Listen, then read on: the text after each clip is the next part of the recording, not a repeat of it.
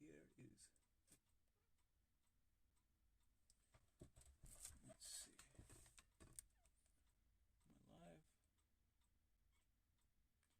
Okay, so now what we do is we're gonna go ahead and make this public.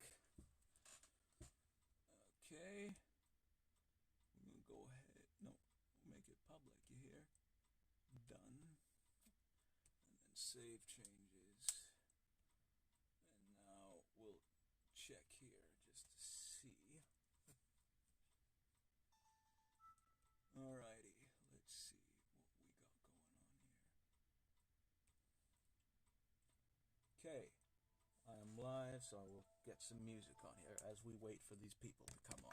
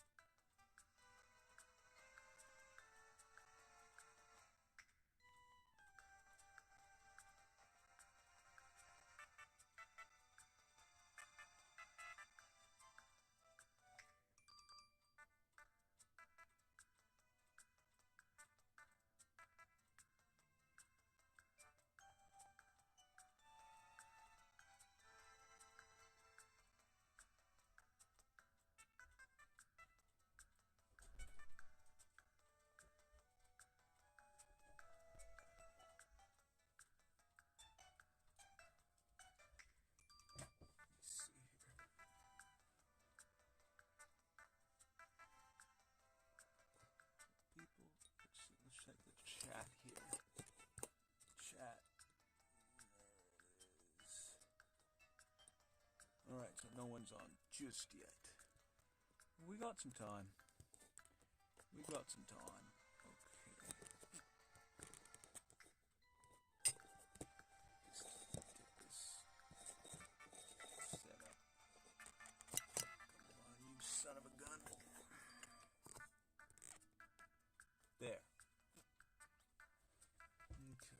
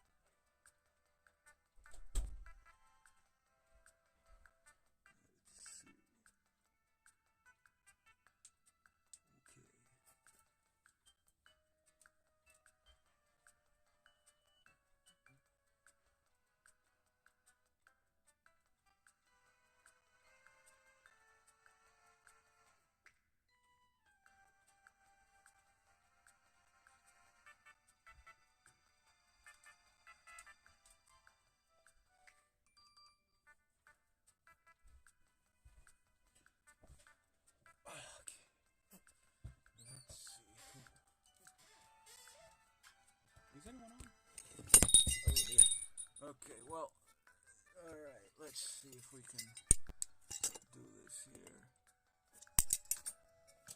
Get the Bible. That's what I'll do. Bible is a good tripod.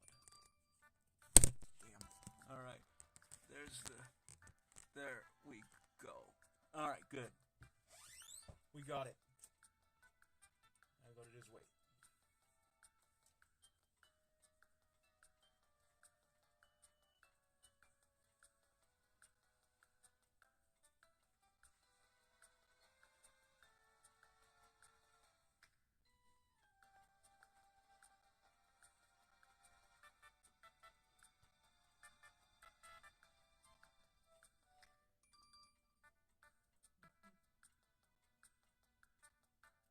God, this music's annoying.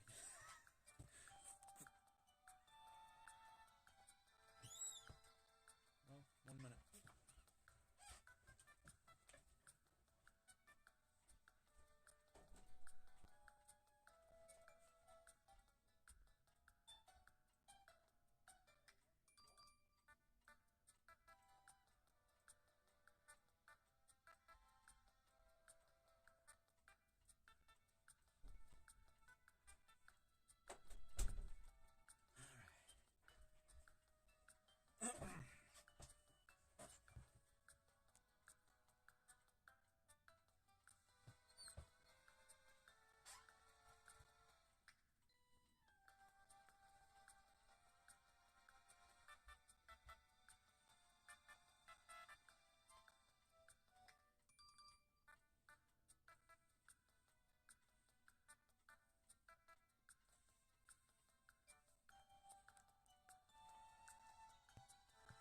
Nothing in the chat yet.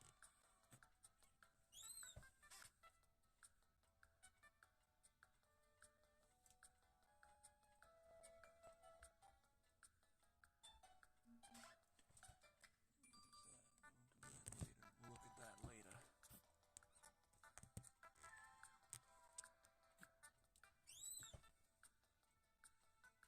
I'm gonna wait for at least 2 or 3.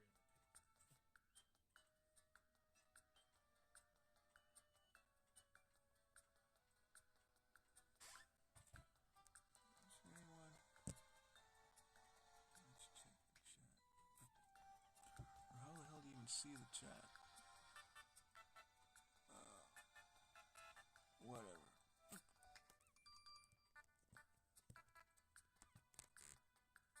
Let me check this. It's not so loud, is it?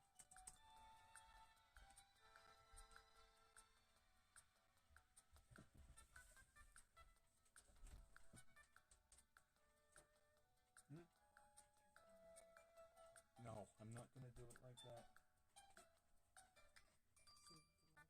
Oh, where is it? Hang on a minute. Let me check.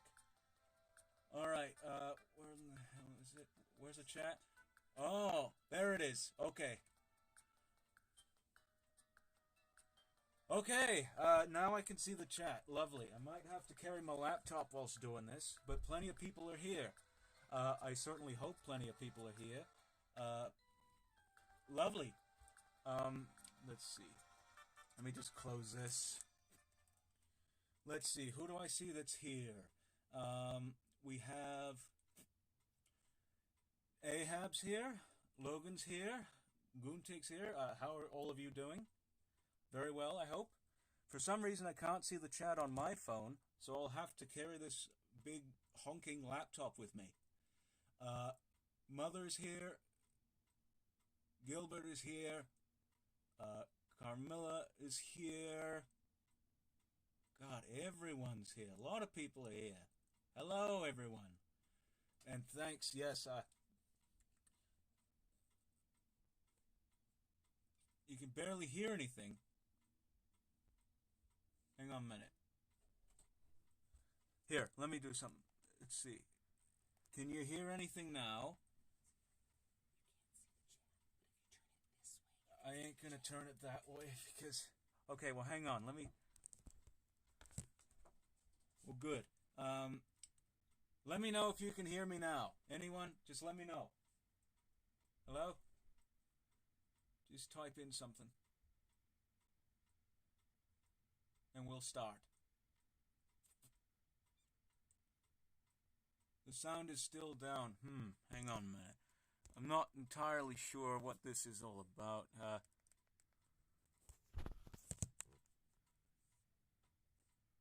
Still low? Okay. Let me see. Hello? Alright, can you hear anything now?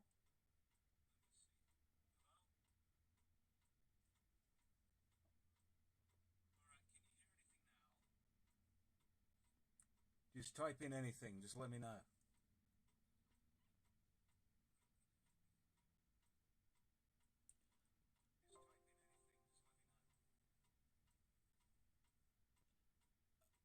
Yeah, just, I don't know anything about this whole... I don't have an external microphone. Uh...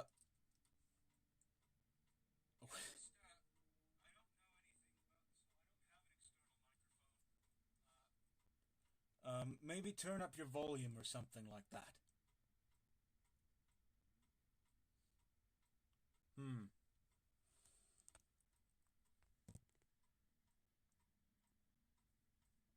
Well, I don't know.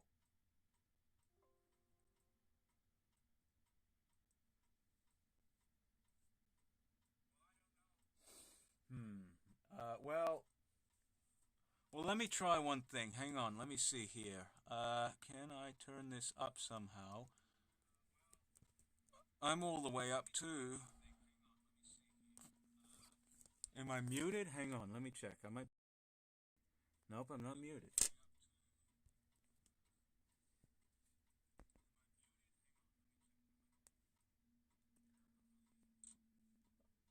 Well, should I start? Let me ask you that. Should I start?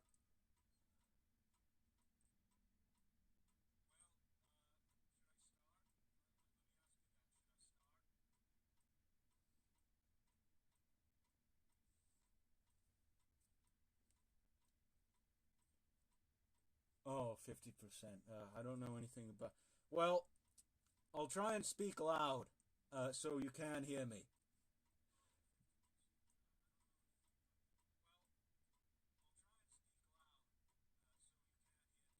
But should I start now? I need to know that.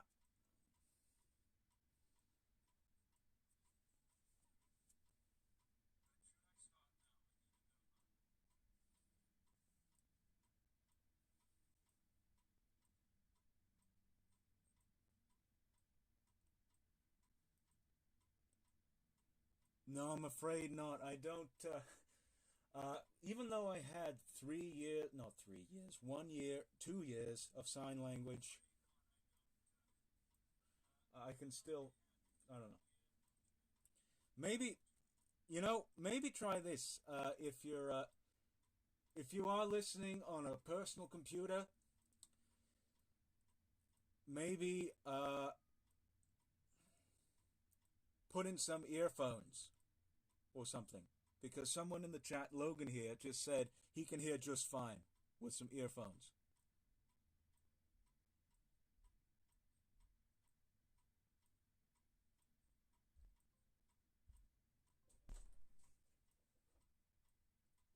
Okay. Yeah, it's the earphone thing. I'm sorry. Then I guess I'll start. Should I start?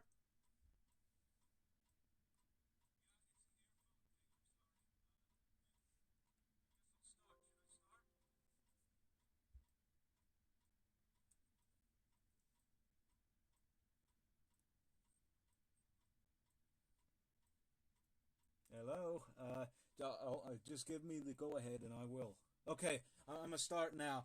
I guess I'm gonna go ahead and lug this laptop around with me. So, uh, this here is the library. You can see that it is fairly expansive. Um, it encompasses nearly all of my room, including some over there in the closet, and then even that case there. Yes, it's very impressive, I know. So, hello, Diane. Good. I'm glad it sounds better. So, it was probably just the earphone thing. Anyhow, So I guess I'll start. Yeah, I guess I'll start. So, we'll go for about maybe an hour and a half, depending on how things pan out. But what I plan to do here is I plan to show you most of these books and the books in there too. Thank you very much, Logan. Thank you for saying it's awesome. It wasn't several months ago, trust me. So I'll show you most of the books here and then also what's in these cases. So I'm going to go ahead. Yeah, I still have, I didn't count how many books I have, but I have at least over 1,000. I know that much. Over 1,000. Yeah. So I'm going to go ahead and, as I said, I'm going to show you every book. And during this time, I will be open to, thank you very much. I will be open to virtually any and all questions, so long as they don't happen to be too personal. Yes, it is a lot of books, in which case I'll probably answer them anyway. So I guess I'll go ahead and start. Oh, and that's my cuckoo clock over there. If you happen to hear it go off or hear some chiming in the distance, that's what it is. So I'm going to go ahead and just start. And yep, there's Asimov right there. So I'll go ahead and start right here. Since I only have, well, I have no free hands. So I guess I'll just try and focus on one book in particular. So first here we're in the A section. I guess the first thing that's notable here is the Hitchhiker's Guide to the Galaxy. I have two of the books. I've only read the first one. I know, thank you for the compliment on the clock, but I only read the first one many years ago. I know it's one of Ahab's favorites. I should probably revisit it sometime. That's exactly what I'm doing. This is the A's. I'm going in alphabetical order.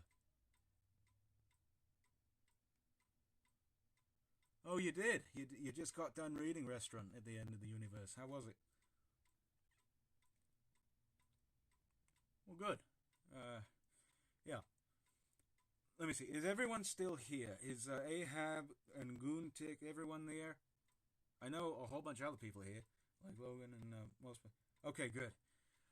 So there's those there. I guess what else is here? We have the massively depressing Watership Down, as Ahab says there, along with a few of other Richard Adams' books. And okay, good. So I know I'm in the right place. So now we go ahead, pan a bit through here. Just a little bit of medley of things.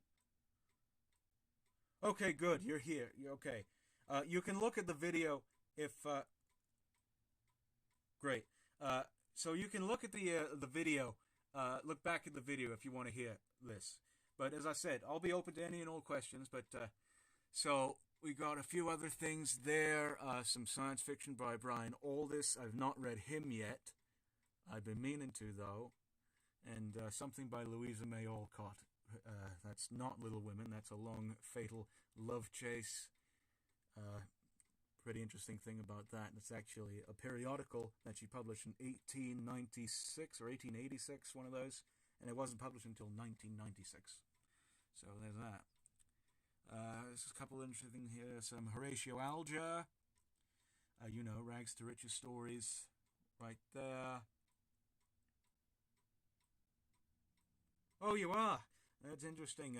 I need to reread the first Jurassic Park book sometime or other.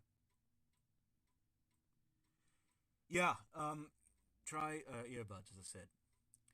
Man, it's hot in here. Is anybody else feeling hot in here? Yeah, it's hot in here. Let me go ahead and open a window, because it's hot in here, I tell you. Okay.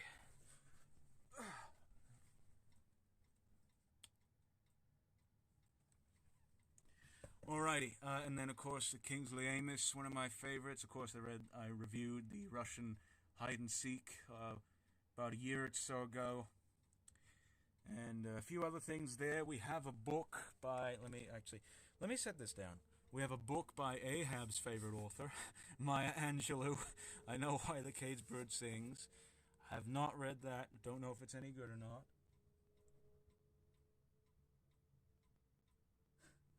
Oh, it's raining up there, isn't it? Up in Canada, hey? Okay. Interesting, yeah. Okay, and then we got a couple other things there. Some Elizabeth von Arnim, who is actually a relative. Yeah, I don't know about the closed caption thing, but some Elizabeth von Arnim, she's a relative of Catherine Mansfield. Not read her. Obviously, Foundation books by Isaac Asimov about the trilogy. Yeah, no, Maya Angelou. Yeah, I've not read her, but we'll see about that. But about the trilogy, Logan, you see, I was going to read it, and I'm back at work now. I've been out of work for a long while, for obvious reasons, and I've had plenty of time to read, but I've just now got back into working part-time. And whenever I plan to read anything, like this, for instance, I just don't have the time to do it in. But I will get it done. Don't worry. My apologies, Logan. It's just that I got quite a lot of stuff on my plate at the moment. I find that I can't really even read things when I try and prepare for something such as this tour. So, who knows? But anyway, we got most of... There's the cuckoo clock there. We got most of Asimov's books, not just the Foundation, but a couple other ones too, like Nemesis and Fantastic Voyage. You know, Logan, I saw a couple copies of Second Foundation at library used bookshops for 50 cents. I thought about getting them for you, or at least one of them for you, but I don't know how much the shipping costs to Canada are. But just to let you know, they are around. So maybe if you have a library used, Friends of the Library used bookshop, you might find them there. Yes, it's a lot of books.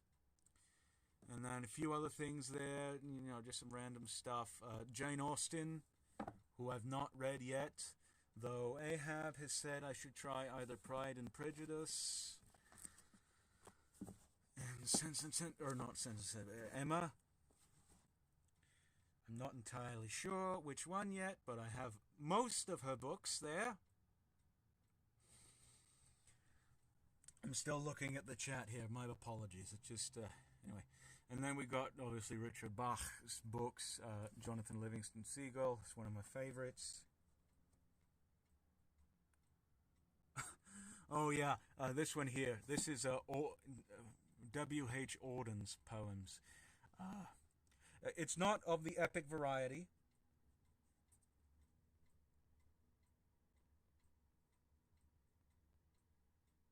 Yeah.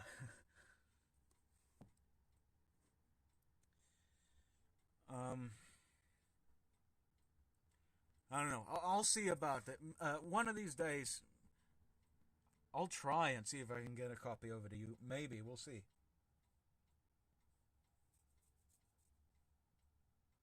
Yeah, yeah. Don't worry, Ahab. These are Auden poems. I've read some of Auden. He's all right. He's nothing to write home about. He's okay. I had to read him for school and such. So, yeah. And then a few more things here. I bet you all remember this book. I still have that. Yeah, I still do. I'm not going to get rid of it because it was a gift. This is the B section now, by the way. That was all A's, so this is B's.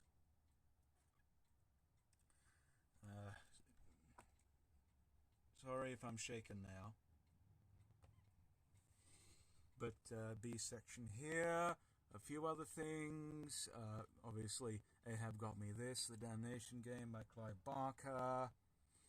I've not read that yet. We've got some of the Oz books. Oh, that's not it. Oz books by L. Frank Baum. They're all right, but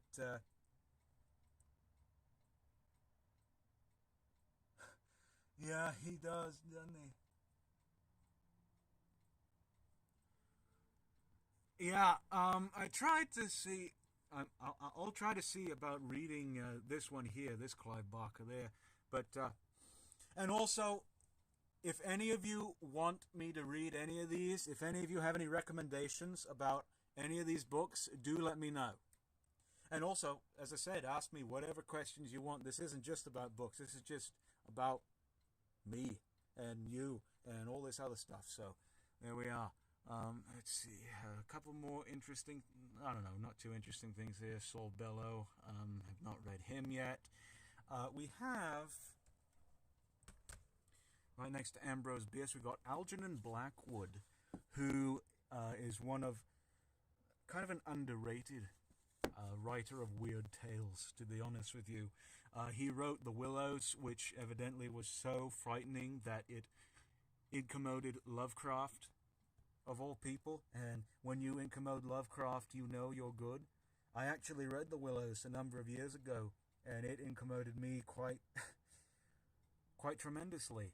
And he's got a couple other stories like Ancient Sorceries and The Wendigo.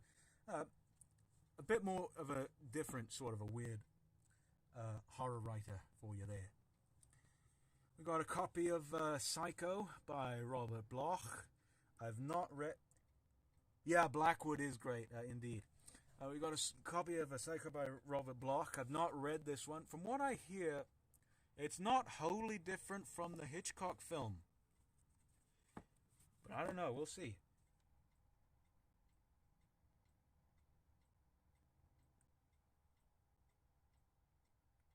No, that's perfectly okay, Logan. It's just, uh, it's fine. I just have other obligations at the moment. That's why I couldn't attend any of them streams. I was just busy and such. And okay, good. The Hitchcock film was all right. And then, yeah. Here's the cover of the Psycho. It's pretty. You know, it looks like Norman Bates there. According to this, a classic chiller that inspired the spine-tingling film. I got it for $1, apparently. I might have even got it for less or more. I'm not too sure, to be honest with you, because I bought this many years ago. Yeah, I bought this many years ago. So yeah, a few more things there. You like the movie better? Okay, well, I'll see about that here pretty soon. Next notable books here. This is a very interesting author. One of my favorites, Pierre Boulle. If you don't know who Pierre Boulle is, he was a French novelist who actually wrote the book that inspired Planet of the Apes. Yes, and that's actually a pretty good novel, Planet of the Apes, right there. He also wrote another book that inspired a classic movie, The Bridge Over the River Kwai. Also another very good book. He wrote this book, Garden on the Moon. Have not read that one yet, but it's from what I hear, it's a... Oh, do you now, Ahab? Yeah. Have any of you read, I know Ahab has this copy, but have any of you read the original novel for Planet of the Apes? It's actually much different. Yeah, there are more Psycho books than that. Oh yeah, this one here. The hardback. The what's it called? Movie Cinema Classics. That one, yeah. And then this one here, Ears of the Jungle, is a pretty interesting novel. A novel about the Vietnam War, which is pretty good, I must say. So I recommend Pierre Boulle wholeheartedly. I'll probably do a video on him sometime. Yes, you know you love apes, Goontick. A few more interesting things there. There's another novel about apes, Brazzaville Beach, by William Boyd. Not read that one yet, though I did hear it was pretty good. I'm not too sure if you can see any of this, but there's all of my Ray Bradbury shoved into this little corner here. You know, I got the main text, Fahrenheit 451 or 451. Yeah.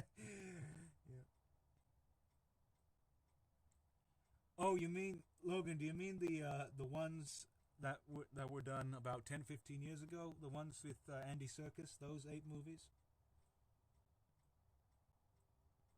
Yeah, I personally liked all of those films. The ones Rise, Dawn, and War. Although they were kind of like a prequel to the original film. Yeah, I got Fahrenheit and Martian Chronicles, 2 copies of that. I'm not too sure which one to keep because one of them is an older edition and the other is more modern and looks, I don't know, okay, and is in better shape, but I'm not too sure. But I've got most of the essential text by Bradbury. Something Wicked This Way Comes, Illustrated Man. What's it called? Oh, okay. Well, alrighty then. To be honest, Bradbury is not my favorite writer in the world. I find most of his books to be kind of unusual in their writing style. Not at all conventional whatsoever. For instance, in Fahrenheit 451, he describes a fire hose as a snake that spits water, and he describes earphones as, what's it called? Seashell radios. And it's just a very unusual style of writing that I cannot get into at all. So if any of you know where to start with Bradbury, maybe the Martian Chronicles is better. I don't know. I just tried reading Fahrenheit and I couldn't really get through it. I read Illustrated Man for school. That was alright. And some of the stuff in here, October Country. You can barely see that, but that's that there. We got a big Yoshi right there in between those shelves. And let's see. Just some stuff there by the Bronte sisters. A couple other things there. Sorry if I'm shaking. It's just that I'm a bit nervous. What's this?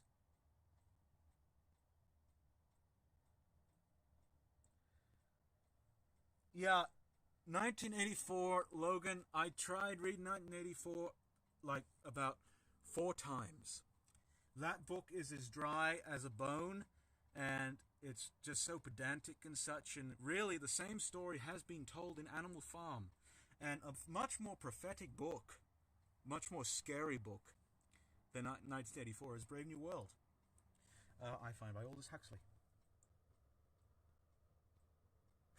Yeah. Yeah, I'm not too into Bradbury. So, yeah. Anyway, stuff by Bronte sisters. Tried reading Jane Eyre a few years back, but the first chapter really did depress me. Something fierce.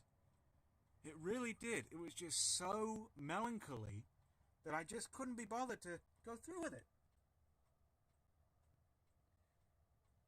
Yeah, Animal Farm. I have not read it in over probably 3 or 4 years, but it's up there with one of my favorite books ever written, easily. And then, let's see, we got Pearl S. Buck, her writings. This one, Satan Never Sleeps. I read that. It's about communist China. Good Earth, I've still not read. I heard it's pretty good, so I might need to get on that here pretty soon. Master and Margarita by Mikhail Bulgakov, one of the modern Russian novels. Okay, so you wouldn't recommend the Brontes. All right then, Ahab. I'll go ahead and take that recommendation. A few other things that we have here. A Clockwork Orange, the proper version of A Clockwork Orange, because as you know, the copy I had before this did not come with a glossary, whereas this one here does. And when I was reading it about 4 or 5 years ago, I was like, what in the world was happening? Because I couldn't understand what these people were saying. So there went that. And then, of course, another one of his books there, Devil of the State. Did not read that one. So, yeah. Incredible Journey by Sheila Burnford. That's the one that Homeward Bound is based on. That was an alright book. Nothing too special, but it was alright. Any good movies? You know, for the first time in over a year, I went to the cinema with my brother, and we saw Kong versus Godzilla, or Godzilla versus Kong. That wasn't good or bad. That was okay. I know the Ahab and Goontick didn't like it too much. It was kind of silly. But any good movies? I don't know, but I don't watch too many movies, to be honest with you.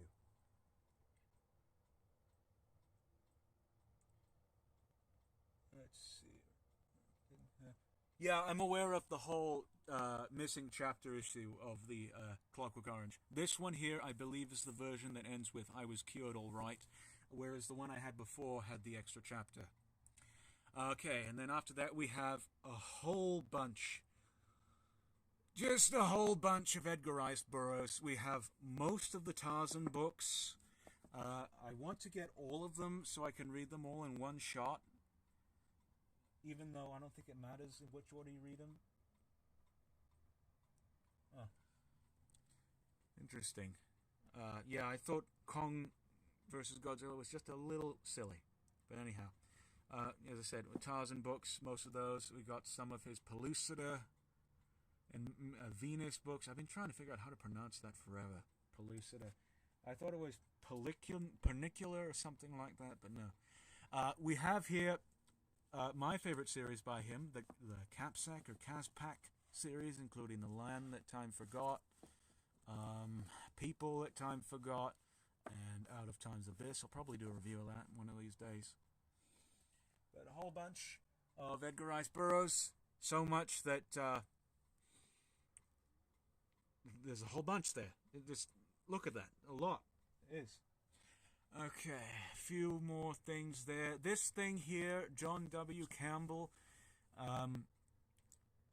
If you don't know who John W. Campbell is, he is actually the inspiration. He wrote the original novella, Who Goes There, which is actually the inspiration for the film The Thing, which I've not seen yet. I've been meaning to see it. My brother actually bought a Blu-ray copy of it just today, but we have no means of watching it because we don't have Blu-ray players. I'm sorry, as I said, I'm sorry if I'm shaking. It's just that, I don't know, I'm a bit nervous. There's plenty of people here.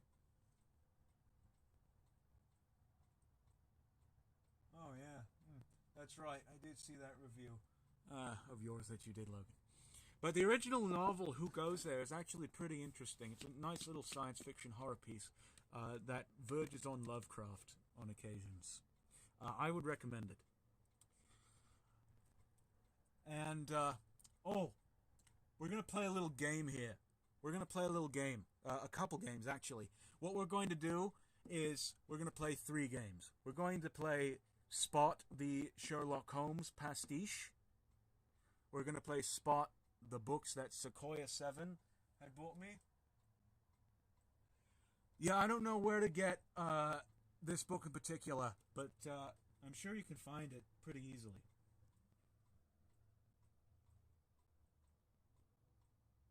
Oh yeah, okay. I'll try and look at those eventually.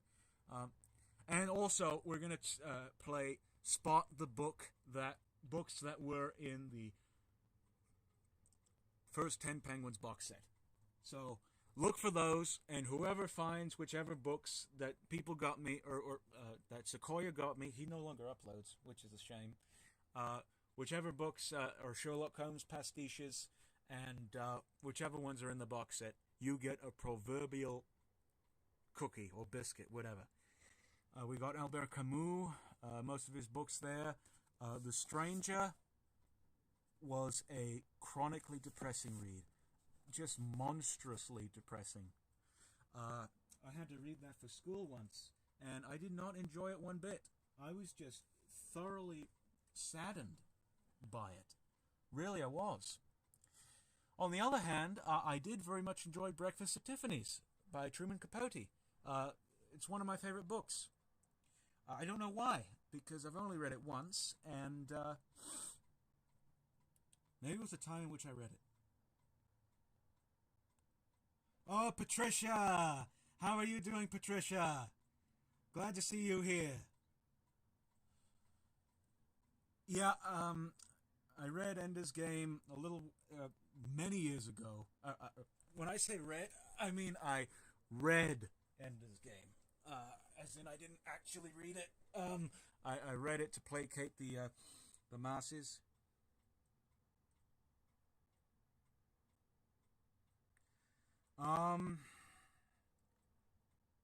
I tried to do e-readers. I just can't do it. It has to be paper for me. Oh, did I mention those are the B's? We're in the C's now. I just got this copy of In Cold Blood by Truman Capote. And by the way, hello, Amanda. This is a replacement of a paperback that I had, a nice hardback that I got for $3 at a rummage sale. But we got Ender's Game and another book by Orson Scott called The Future on Fire, which I've not read. Let's see here. A couple different things there. Don Quixote, Alice in Wonderland. Okay. These here. Let me tell you about those there. Let me see if I'm doing... Oh, yeah, you can't read e-books either.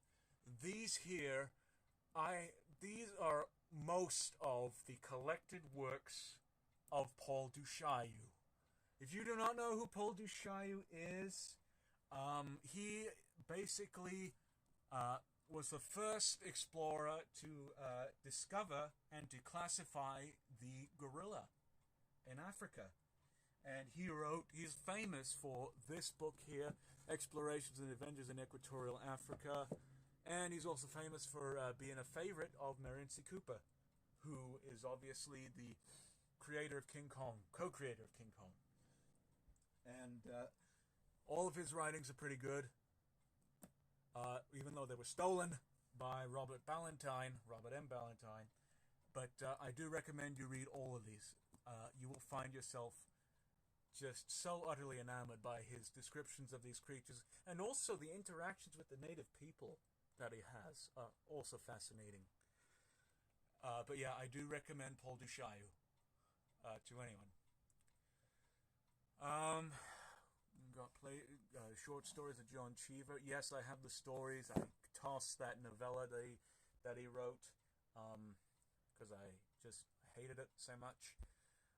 Let's see. I've been well, Gilbert. Thank you. Okay, Seventh Sun series. That might be something interesting. I've been very well, Gilbert. Yes. Let's see. Chekhov, most of his stuff. I actually very much like Chekhov. He's one of my favorite short story writers back when I was in high school. He was a big influence on me, Anton Chekhov, right there. Some of J.K. Chesterton's books, or G.K. Chesterton's books. And let's see. Napoleon of Notting Hill. That was an interesting one. Got most of his books on religion, and even a biography he wrote on George Bernard Shaw, which is interesting.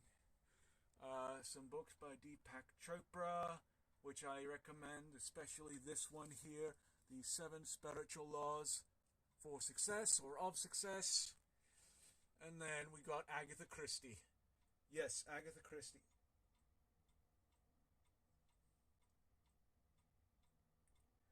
I categorize my books. I don't have them in sections. I categorize them alphabetically. So non-fiction, fiction, biography, reference, all that gets blended in together. We're right now in the C section. That's where we are. Oh, are you getting ready to move to California? Well, that's great. I'm just sitting here doing stuff, obviously. And yeah. But yes, I've not read Agatha Christie, actually. I was actually more into Josephine Tey, who we'll discuss later. She's in the T section, but you'll see her soon. A few more interesting things there. Arthur C. Clarke, some of his stuff. Hunt for Red October. Only Tom Clancy book I have.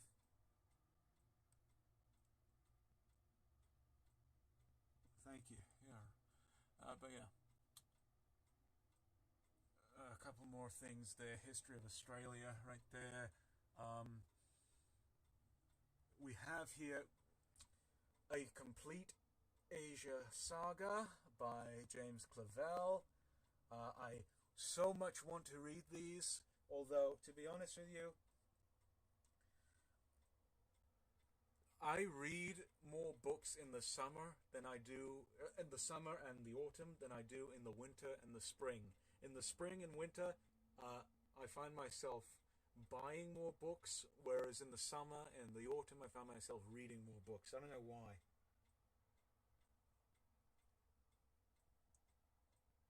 Yeah, I'd be up for that. A co-read of Hunt for Red October, and I do have 2001. For some reason, a digital copy of it, but I will watch it eventually. But yeah, James Clavell's Asia Saga. You'll see little toys here from time to time, just doing some display work.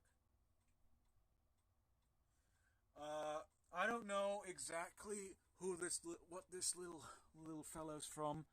Uh, he was just here for years. He was one of my favorite toys as a child, and I just liked him. And yeah, you can see there I did extend the shelf. Bookends, I use the metal ones that you get at libraries. You know, those ones, and I turn them upside down. That way you can add more to your shelf space and still, have it to where you get more books in there.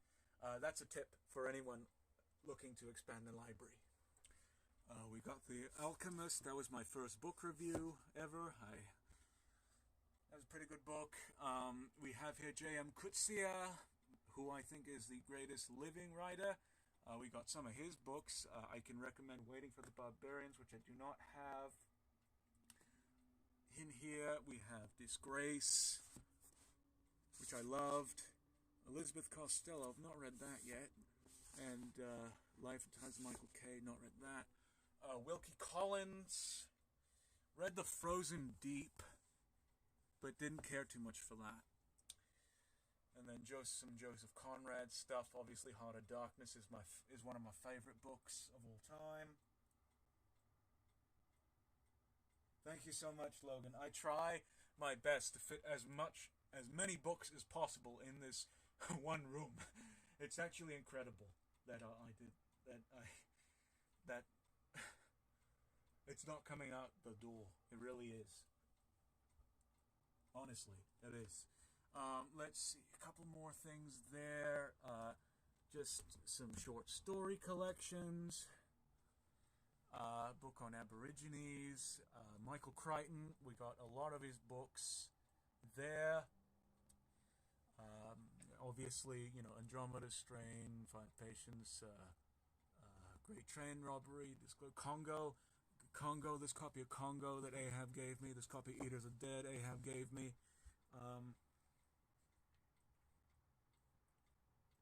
Yeah, most of this work you'll see here, I did mostly by myself with a little bit of assistance from my brother.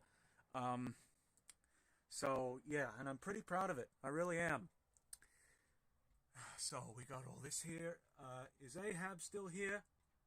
I think he is, maybe. I don't know.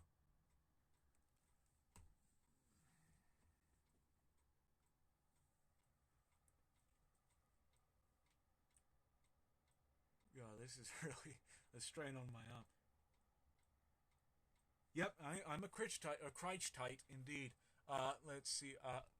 My brother is actually a pretty big Crichton fan, and recommended I read this one here, Rising Sun. Not read that one yet, but I will soon, eventually. We have also, obviously, Jurassic Park and Lost World. This is my original copy of Lost World. And this book here, Dragon Teeth, I bought this to read.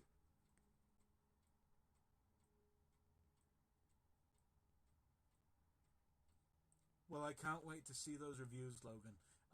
It'd be very interesting to hear your thoughts on those musicians. But I've bought this copy of Dragon Teeth here to read with one of my cousins as a book club type of a thing.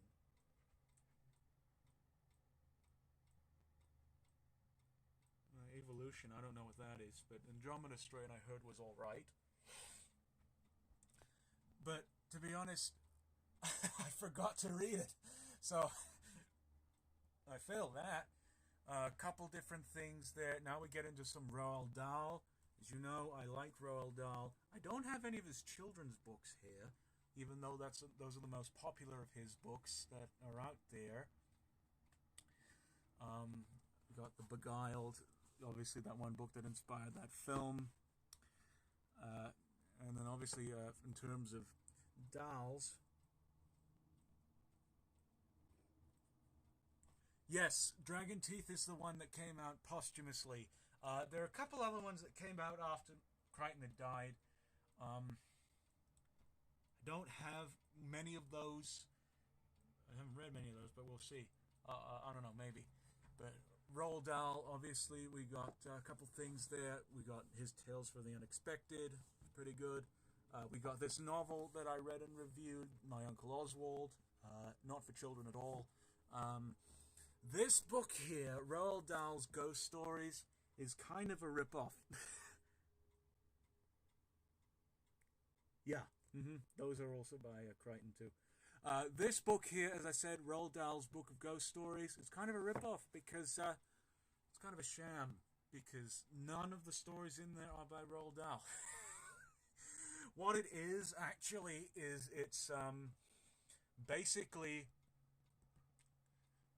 he read hundreds and hundreds and hundreds and hundreds and hundreds and hundreds of stories and tried to compile what he thought was the definitive collection of ghost stories. Yeah, I'll probably read one of his children's books one of these days, like Matilda. If I can get them for, as I said, a cent, maybe we'll see. But basically, he compiled a bunch of stories by different people, you know, like Robert Aikman, Edith Wharton, a few other people, maybe E.F. Benson, a couple other people in there, and just, you know, sold it. It was actually going to be adapted into a series, but never was. Okay, a couple different things there. This Neanderthal is actually kind of like a Crichton-esque novel, but it's not.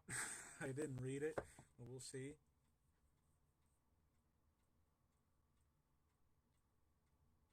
Yeah, it's probably much better than Fright or Flight, most likely, or Flight or Fright, whatever it's called. But I haven't read that Neanderthal. Got some Charles Darwin. Obviously, I'm not an evolutionist anymore, so I'll probably get rid of those. If only, you know, I might even just read them just to see how they are. But as I said, I'm no longer an evolutionist, so those are no longer applicable to me.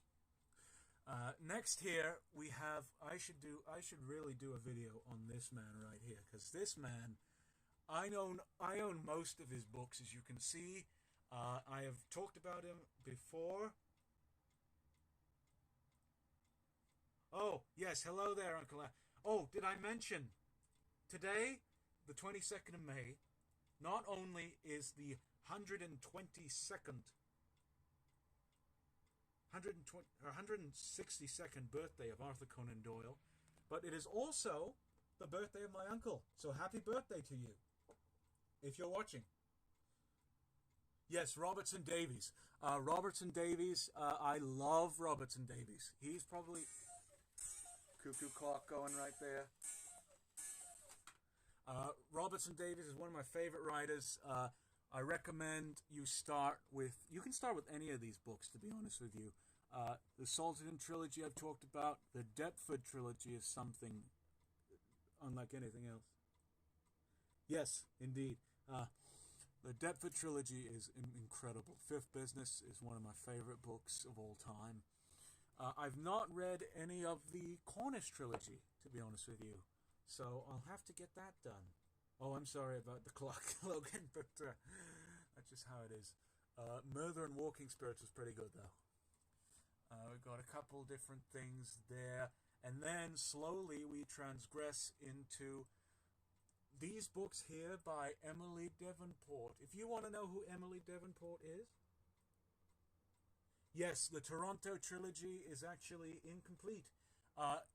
It is comprised of this book, Murder and Walking Spirits, The Cunning Man, which I do not have, and what's it called? Oh, there is no book, because he was writing it, and then Obviously, he passed on, so it was never completed. We're in the D section, by the way. I should probably tell you all about, whichever section we transgress into, but D section. And then we get to Emily Davenport. If you do not know who Emily Davenport is, she is my aunt. Yes, I am related to Emily Davenport. Eggheads, yes. She mostly writes science fiction. A lot of pretty good stuff here. Eggheads, the Chronos Condition. This is one of her more recent ones, Medusa Uploaded.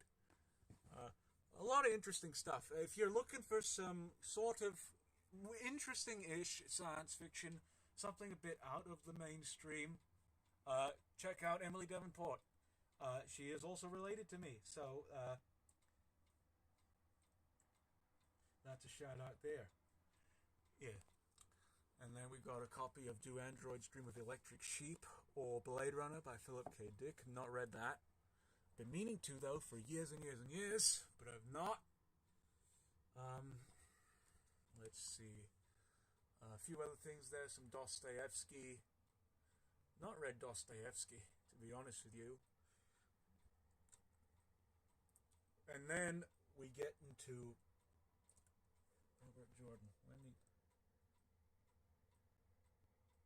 Yeah. Mm-hmm. Oh, yes. Hello, everyone. Uncle and Aunt and everyone there. Yes. Next, we get to most of the works by Arthur Conan Doyle. We have basically most of everything he's written. And also there's a bantha right there. Most of everything he's written I have. A lot of stuff there. Obviously, complete Sherlock Holmes, Challenger stories, his historical novels, White Company, all that stuff. Yeah, I never read the book, nor did I ever see the film of Blade Runner. Might have to do that sometime. Hello, Sergeant Major. How are you doing today? I got a lot of people on this stream here. More than I expected, to be honest with you. Yeah, a lot of these books, most of these books actually, if you see like really obscure titles, it's because I got them for free at my school's library.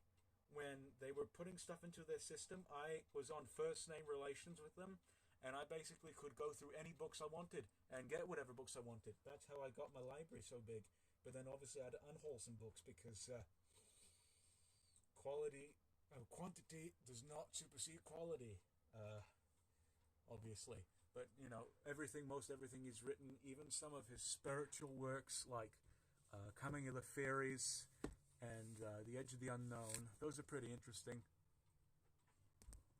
And obviously there's a doll of Sherlock Holmes in there and a globe of the world. So now what we're going to do is we're going to go into the closet. And there's my Frank Zappa shirt right there. Let me go ahead and put this right there. Move this shirt out of the way. And now we're going into the closet. Let me know if you can see everything. Can you see everything in here? Is it too dark? Because I don't have a light switch or anything. Is it too dark?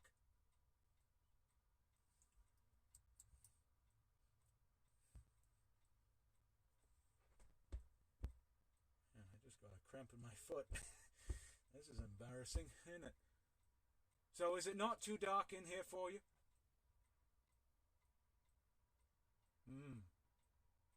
Okay, good. All right, so I'll keep going. And then Arthur Conan Doyle just continues from here. Then a few other things. I just got The American Tragedy, An American Tragedy by Theodore Dreiser. Been looking for that for years. Okay, good. It's visible. Good. I've been looking at that for years, so I finally got it. And a couple more things by him, some Dumas. I just acquired this beautiful set, the Alexandria Quartet by Lawrence Durrell. This will be one of my summer reads. I cannot wait to dip into that. Okay, good. I was just worried that everything was not going to be seen here, but I cannot wait to dip into this series. I heard nothing but good things about the Alexandria Quartet. There's that there. Few other little things there. These are the E's now. We're in the E's. We just got done with the D's, now we're in the E's. So, yes, Eggheads, my aunt wrote that book. You're going to see some of my uncle's books here too. So stay tuned for those. We got Name of the Rose by Umberto Eco. A few other books there. Never Ending Story by Michael Ende. This book here, this one here, what's it called? Stillwater Saints by Alexander Espinosa.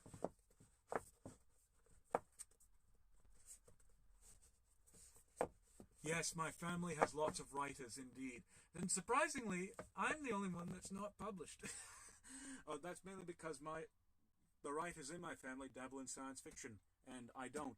So, I know not to ask them because they probably, I don't know, they specialize in something else that I'm not entirely affiliated with. So, yeah. But this book here and a couple others was actually from a luncheon that I had attended because I had won something on behalf of Friends of the Library because I was like the best reader in high school or something or other. And I got to meet some of these authors and have them sign my books, or these books. Haven't read them at all, but I will one day. So, and I actually spoke at this luncheon because I was a writer and such and all that. And, it was a very fun thing. That was about 4 or 5 years ago. This here, Little Prince by, what's his name? Antoine de Saint-Exupéry. Did not enjoy that one very much. It's a children's book. I didn't find it all that captivating, even though it's said to be a classic among children's literature.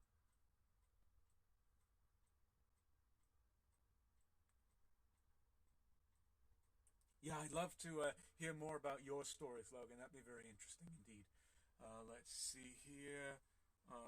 Just some William Faulkner, Scott Fitzgerald, a couple different things there. Here are most of the James Bond books.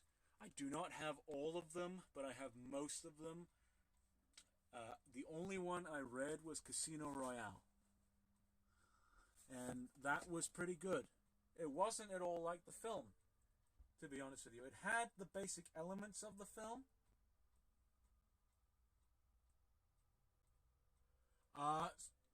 To be honest, the snack and the story idea, that came purely out of circumstance. I just happened to be eating a sandwich during one instance, and I decided to tell a story, and I figured, hey, I could make something out of this, so why not? And it just stuck. Ah, interesting. Yeah, hopefully it will be published here pretty soon. Pillars of the Earth by Ken Follett. Not read that book, even though I heard it's pretty good. As I said, if any of you know anything about these books and want to recommend them to me, go ahead. I'd be willing to read anything that you recommend me. Some Horatio Hornblower. E.M. Forster. He's a good novelist. He's a much better short story writer, in my opinion. He wrote what used to be my favorite short story of all time, The Machine Stops, which is basically so prescient. He basically foretold about FaceTime and all that type of stuff. Very interesting. Oh my god, that's interesting, that name there. But yeah, a few other things there. These here are new arrivals: The Collector and The Magus by Joan Fowles. Been looking for those for ages, and I finally got them. They will be one of my recent reads here. Fox's Book of Martyrs. Didn't read that, but I hear it's one of the important religious texts out there. Let's see, a couple more things in there. These are Fs. Fs. We're in Fs now. God, I need to do better with this whole thing here. A few different things, some watch repair books, a couple other things in there. Neil Gaiman books. A little Wile E. Coyote that I made there. So we're getting the F's now. We're going to go ahead, go past all of this stuff here. Oh! And now we're going to end up back Let me just set the chat down here.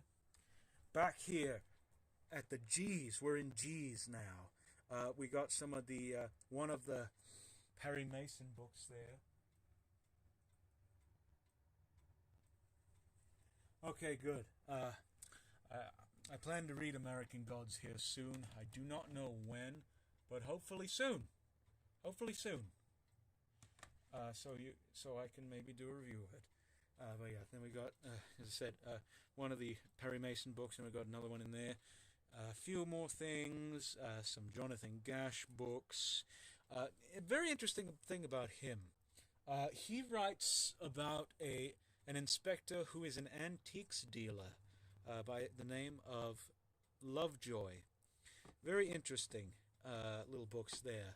Quite unique because, every inspector has to have something unique about him. And there's just a little Mario right there. A few other different things there. We got some William Golding. Some of his books, only one of these I've read other than Lord of the Flies, is The Inheritors, which is pretty good. That one is about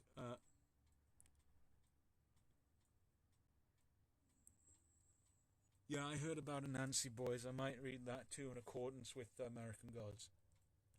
But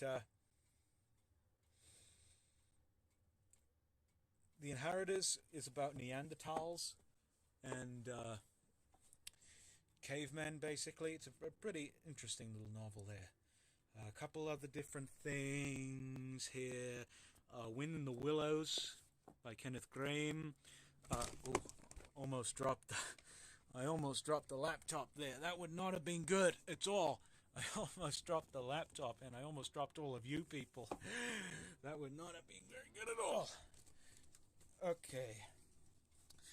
But yeah, Wind of the Willows, I read that a couple times. It was a fairly decent book. I liked it. Yeah, Lord of the Flies is actually, I had to read it for school, but it was one of the better books I had to read for school. And it was pretty good. Robert Graves, obviously, as you know, I just got Volume 1 of the Greek Myths when I had Volume 2 for ages. And then we have most of the works of Graham Greene. Most of the works of Graham Greene. Right here. Funny thing about Graham Greene. I love his short stories. I think he's one of the most capable short story writers that has ever been around. Yeah, I never read The Hunger Games, and I don't really plan to. So, yeah, you probably do good to throw it to get rid of it. But I love Graham Greene's short stories. One of the most capable writers that were ever around. But his novels, I cannot get into. I tried reading Power and the Glory a couple of times. Couldn't get into that. And also here, A Burnt Out Case. That was another difficult one too. Heart of the Matter, yeah. I just can't get into his novels for some reason. I don't know. Maybe sometime, some other time. We'll see. Let me just lower this down here, and then I'll see if there's more questions. And then a couple other things here. The original book that inspired Forrest Gump, which is interesting there. Some Judge D mysteries by Robert Van Gulik. Some of H. Rider Haggard's books. A couple other more interesting things. We're in the H's now. We're in the H section instead of the what's it called? The G section. Yeah, pretty much indeed. But yeah, a couple interesting things there. In the H section, Maltese Falcon by Dashiell Hammett. A few other things there. Hemingway, most of Hemingway, and Nathaniel Hawthorne.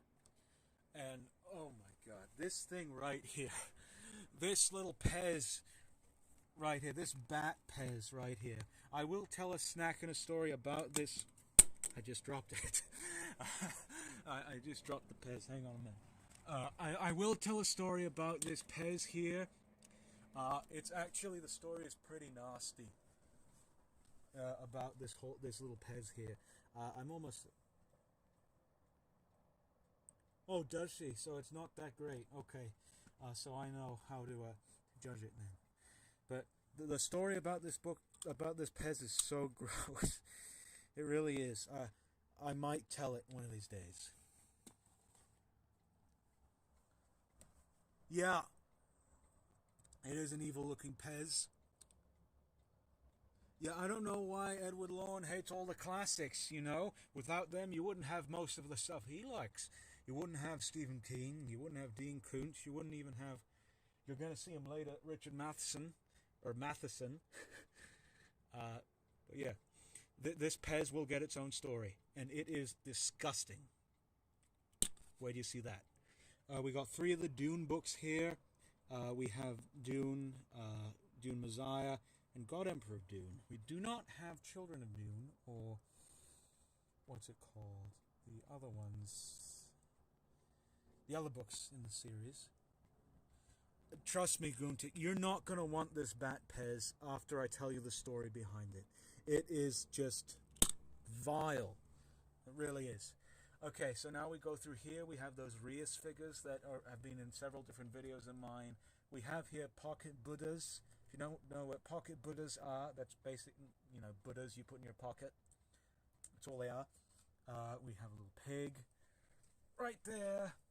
And we got this weird little Pokemon thing. Or weird little thing from Pokemon, like a frog-looking thing. I don't know what his name is. Get those things out of the way. More H books. A little Wile E. Coyote.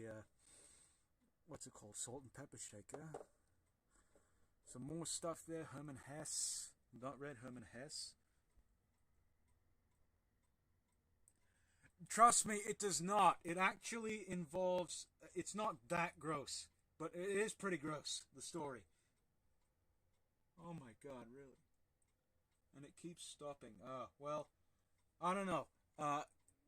That's always an issue with this thing. Hopefully it'll sort itself out sometime. But anyway, Herman Hesse, not read him. If you recommend him, I will read him. And then we got James Hilton, Lost Horizon and Goodbye Mr. Chips. All those books there, they're all very good. I recommend them. Outsiders by S.E. Hinton. It doesn't involve that at all. I'm not going to tell you. When you see this story, it's not that gross, but it is still pretty gross. But Outsiders by S.E. Hinton.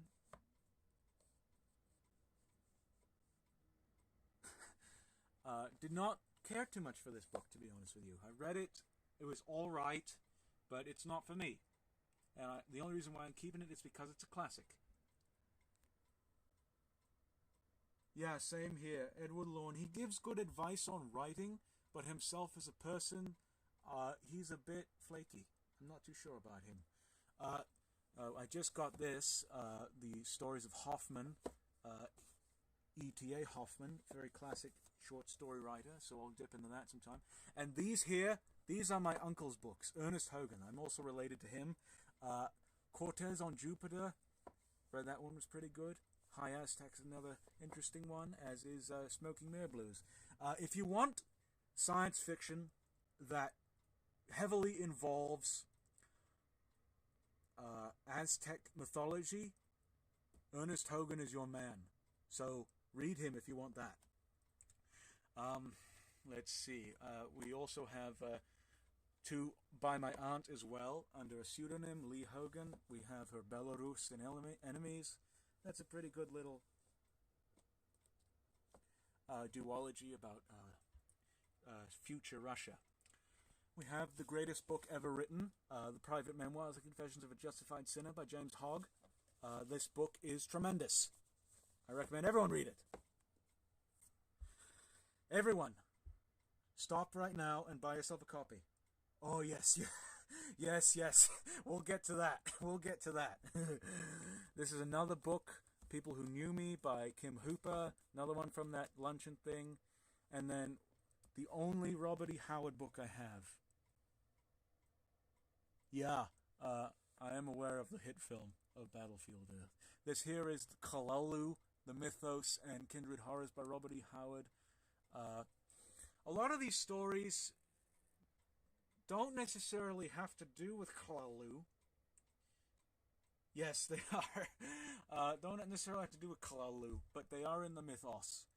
So, they are kind of interesting to read, though. Okay, now, here's L. Ron Hubbard. These are not, by any means, Scientology. These are his science fiction books. So we have Battlefield Earth, and then most of the Mission Earth series. I don't have all of the books. I got most of them.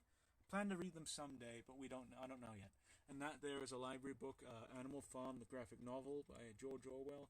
Plan to read that sometime. We'll see. Green Mansions by W.H. Hudson. That was another good book. A few more things in there. Some Victor Hugo. Highwind in Jamaica. I finally got that because Sequoia recommended it to me.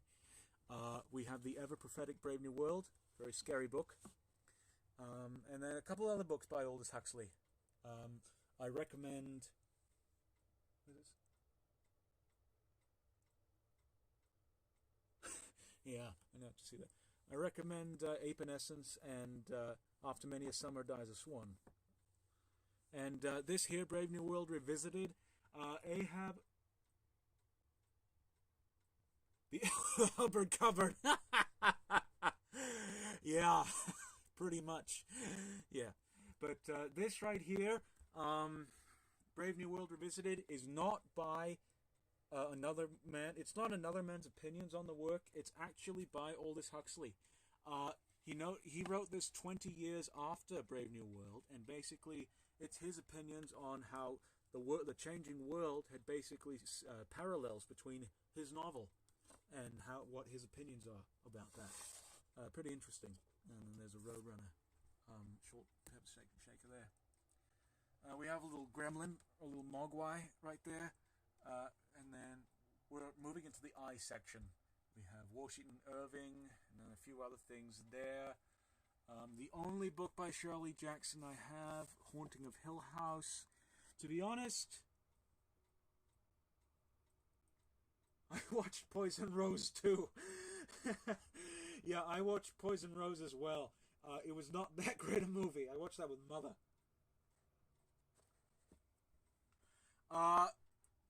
No, you were right.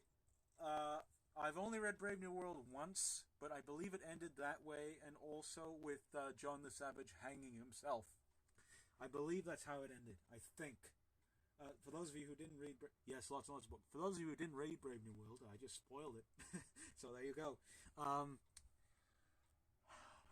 Shirley Jackson, to be honest with you, I really don't fancy her all that much. I think she's just okay. To be honest, this book is much better than the really, really vile Netflix series that was made of it. So, yeah. And then Henry James. I love Henry James. You can see that I got all sorts of Henry James books there. I just got a standalone edition of Washington Square. So, yes. That is true.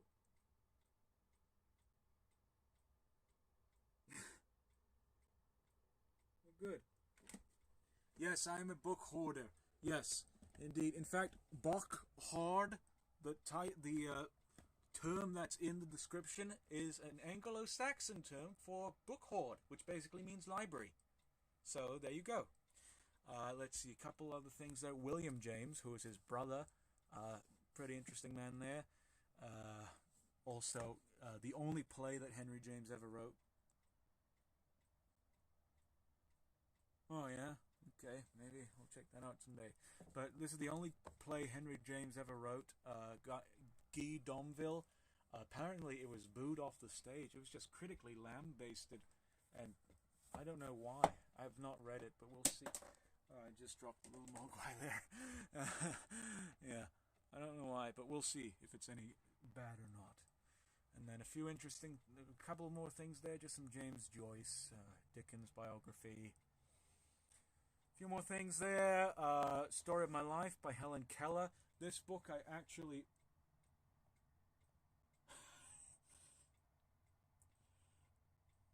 Yeah, I don't know.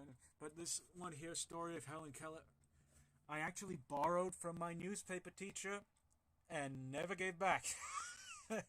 So, Mr. Miller, if you're watching, claim your book. It was a pretty good book, though. So, yeah, go ahead. A few more interesting things there on the road.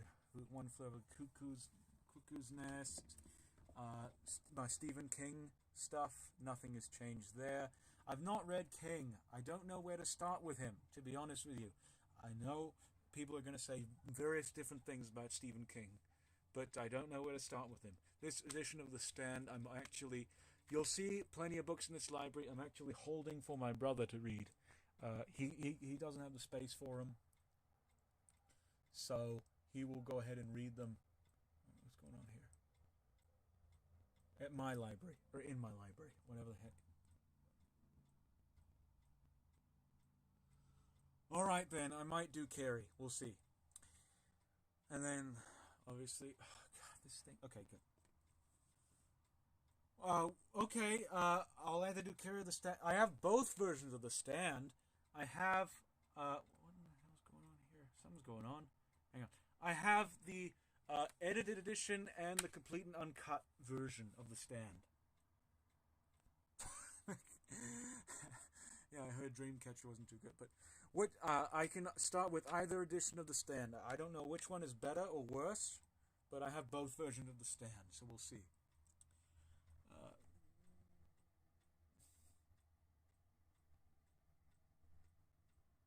Okay, so then the uncut version. Alrighty then.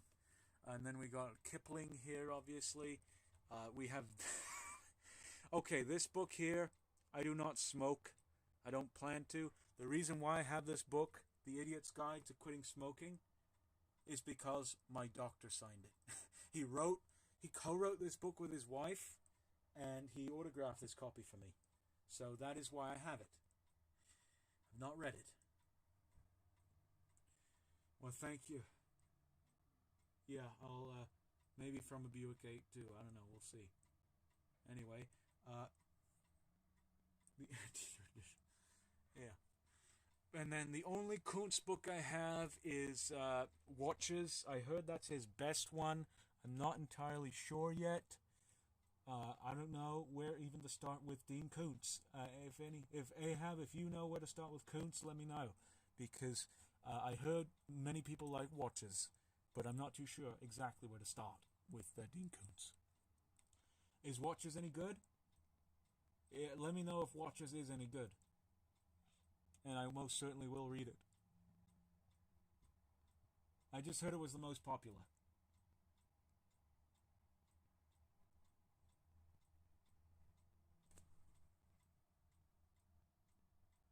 Okay, Phantoms, yeah. I'll see about reading Phantoms sometime.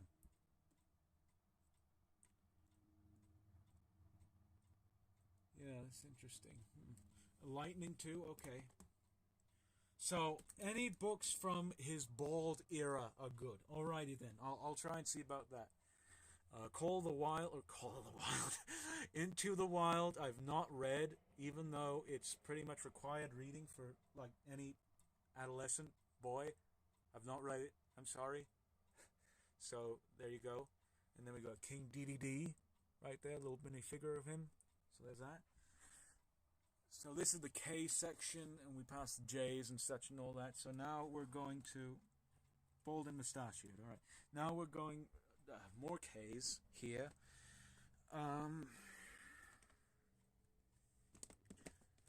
Okay. So a couple more things there. Now we jump into L's.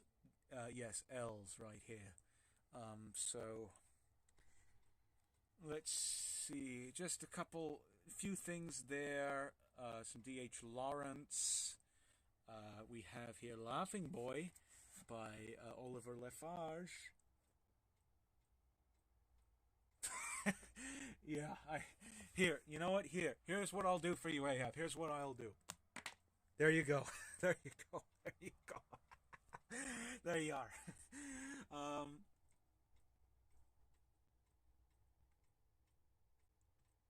Okay. Well, I'll look into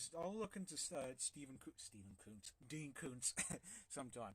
But Oliver Lafarge's Laughing Boy, I heard about that through the late great Reamsey, so maybe that'll be good. To Kill a Mockingbird and the sequel book, Go Set a Watchman by Harper Lee. Oh yeah, this little Snoopy thing here, Sherlock Snoopy. You can see he's got the deerstalker and the magnifier. He's like a Burger King or Hungry Jack's or something toy. Yes, Stephen Kuntz is an author. A little kid's meal toy, and what you do is you run him on the ground, and his nose kind of goes in and out. It doesn't work too well, but you can kind of see. I don't know. A little interesting. So maybe Laughing Boy will be good. But I didn't like To Kill a Mockingbird too much. The title was deceptive, obviously, but I just didn't like it all that much, to be honest with you. I had to read it for school. Cuckoo Clock Again. And I... Apparently, I've not read Go Set a Watchman, but apparently it's like a first draft of To Kill a Mockingbird, except with the main characters, children, as adults. And apparently people didn't like it too much because of all the racial tension in the book. I probably, I mean, I'll probably read it someday, but I don't know. Maybe, who knows? To Kill a Mockingbird wasn't that great at all, as I said. So yeah. A few more things there. Ira 11 books here. Rosemary's Baby was an interesting one. Obviously, very famous film that was made of that. Boys from Brazil, that's another interesting little book there. And then we got C.S. Lewis. We got a whole bunch of C.S. Lewis. We got the Chronicles of Narnia, his space trilogy, and most of his books on religion. These I just got. Till We Have Faces, and The World's Last Night, and other essays. I got those at rummage sales. Yeah, I've been wanting to read more Ira 11, but his books are they're exceedingly difficult to find, in my area at least. I was only able to find Rosemary's Baby, I think in California, and this here I was able to find in Arizona. So I don't know. Yeah, C.S. Lewis, if you're going to read him, obviously read the Chronicles of Narnia, maybe read the Space Trilogy for fiction, but for non-fiction, I started with A Grief Observed, and I did a review of that. That was a pretty good book. And yeah, so start there if you want. But I couldn't really find much of Ira 11 around. So yeah, I don't know what the deal is. We got The Monk by Matthew Lewis. I just got this in the post a few days ago. I cannot wait to read this. It's one of those... yeah, it's not the greatest literature, but no, it's fine. I cannot wait to read this Monk right here. It's another seminal Gothic novel, and I just can't wait to read it. So I'm going to read this here pretty soon. So yeah, we'll see here. A few other things there. Sinclair Lewis. This book here, The Apes of God. This is a deceptive title. Yeah, I'm not too sure what it is about certain authors. Their books are very difficult to find in your area if you want to collect them. I'm not too sure at all about that. Maybe it's a conspiracy. I don't know. Who knows? But yeah, this is a deceptive title right here, The Apes of God. This is not about apes at all. I think it's actually a novel about the art scene of England at the time. Not read it. But no, it's not about apes at all. It's like metaphoric or something. And this here, Evolution Man, that was an alright book.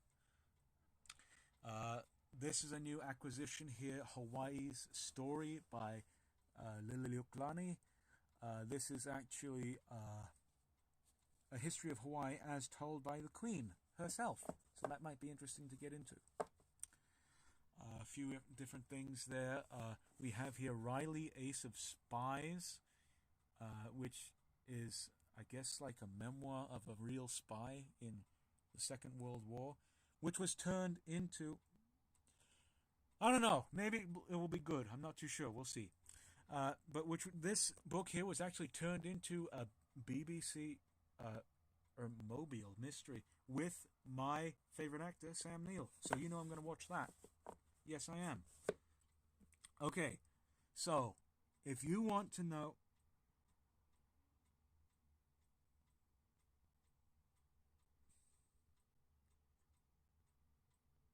Yeah.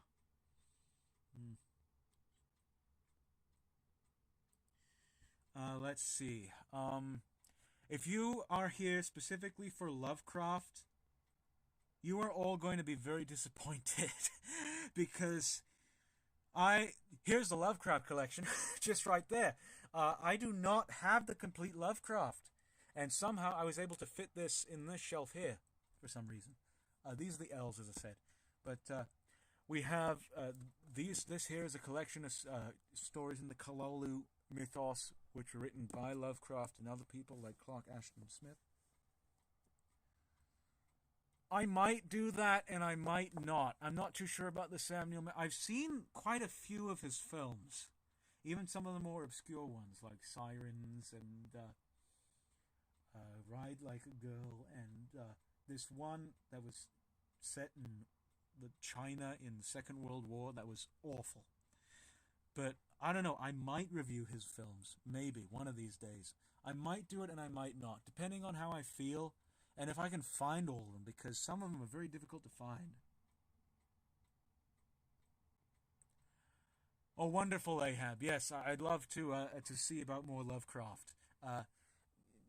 All I have here are just select editions of some of his stories, like, for instance, this, and the Necronomicon, which is basically a volume 1 and 2. I don't have 2, but it's basically his complete stories in one. Yeah, Eldrick's Stories is the other volume in this, and I don't have that. If I would have this, I'd have Lovecraft, but I'll be waiting on the other Lovecraft from Ahab. Let's see, a few other things there. Giver by Lois Lowry. I read that a long time ago. Thought it was okay. Oh, you were. That would be interesting. Yeah, you know, a film I would recommend who has Sam Neill in it, is his very first one, Sleeping Dogs. A very interesting sort of a, what's it called? Man on the Run type of a film. Very first film he did. And also, there were some other films that he did that were pretty interesting. This one called Skin. It's a bit of a more contemporary type of film set in South Africa. He wasn't the main character, but he played a major role in that. I will discuss Sam Neill more in detail one of these days. I might do the marathon. We'll see. I don't know. And then we got here one book by Arthur Machen, The Three Impostors. I'm going to be reading The Great God Pan here soon. I found that at my library, and I cannot wait to start it. I did not see In the Mouth of Madness because I cannot find it streaming anywhere. And if I do find it, you have to pay for it. So I can't necessarily do that. I couldn't really find, but if I do find it, I will see In the Mouth of Madness. I know it's very much inspired by Lovecraft, so we'll see about that. We got this book here, Jono by David Malouf. I talk about it all the time. Great book. A few other things there. Life of Pi. That was a very good movie. Have not read the book, but we'll see about it.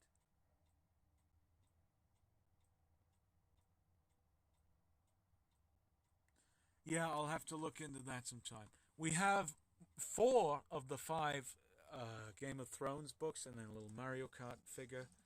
4 of the 5 little Game of Thrones books, or Song of Ice and Fire, as it's called, by George R.R. Martin.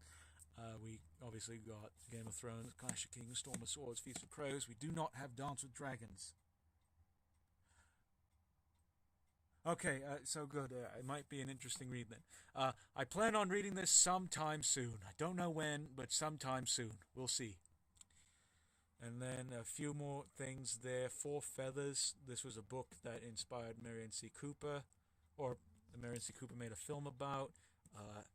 Communist Manifesto, and Richard Matheson's I Am Legend and Hell House. To be honest with you, I've not read any Richard Matheson. Yeah, I heard you liked his wild card thing. And I might start with I Am Legend. We'll see how that goes. And we're in the M's now. So now let's go over here. We have a bit more Matheson here. And then we get Somerset Maugham. W. Somerset Maugham. Yeah, I heard he was trying to finish it, or he did. I don't know about finishing the series, whatever it is. Who knows? We'll see. Yeah, I'll definitely do. I definitely will consult Matheson sometime. Don't know when, but I will. But we got Somerset Maugham, W. Somerset Maugham. I loved his novels, especially The Moon and Sixpence, Mrs. Craddock, and The Painted Veil. But his short stories, oh my God, his short stories. They are some of the most cliche bits of writing that I have ever come across. I have no idea why. His early stories are abominable. It's like, the bottom of the barrel with his short stories. I had no idea why. This man wrote great novels, but mediocre stories for some reason. We got some Daphne du Maurier, Rebecca. I've been meaning to read that. I will soon. And a couple other by her. Some Cormac McCarthy, Blood Meridian on the Road. Not read those, but and then here's a little Kermit that I made, handmade Kermit the Frog there. And a few other things. Lonesome Dove. That book, Quiet Neighbors, is another one by Katrina McPherson. Is another one of those books that from that luncheon by the authors and such. Some Herman Melville and a couple other things there. Some Winnie the Pooh books and also another mystery. What's it? Oh, so that's it. Okay, well, interesting. A few more things there. Just a few more less interesting things there. This little thing, which if you tip, it does that. And then we got Saki. I do like me some Saki. Is it now? I might just read it to spite him. Maybe we'll do that. We'll see. But we got Saki, a very good Edwardian type of a writer. And then Iris Murdoch here. Very interesting sort of mystery stories. Not mystery, but philosophical novels. I just got this one, A Fairly Honorable Defeat, recently. Some Nabokov and some Naipaul. Move Wiley out of there. And then a few other things. Some Nietzsche, Conan Doyle, biography. Not read it, but might be interesting to do. Oh, and this right here. This is my Professor Alf painting that I painted when I was like 13 or 14, however old I was. And let me ask you guys, all one thing. Do you want to see the Alf collection? Do any of you want to see the Alf collection?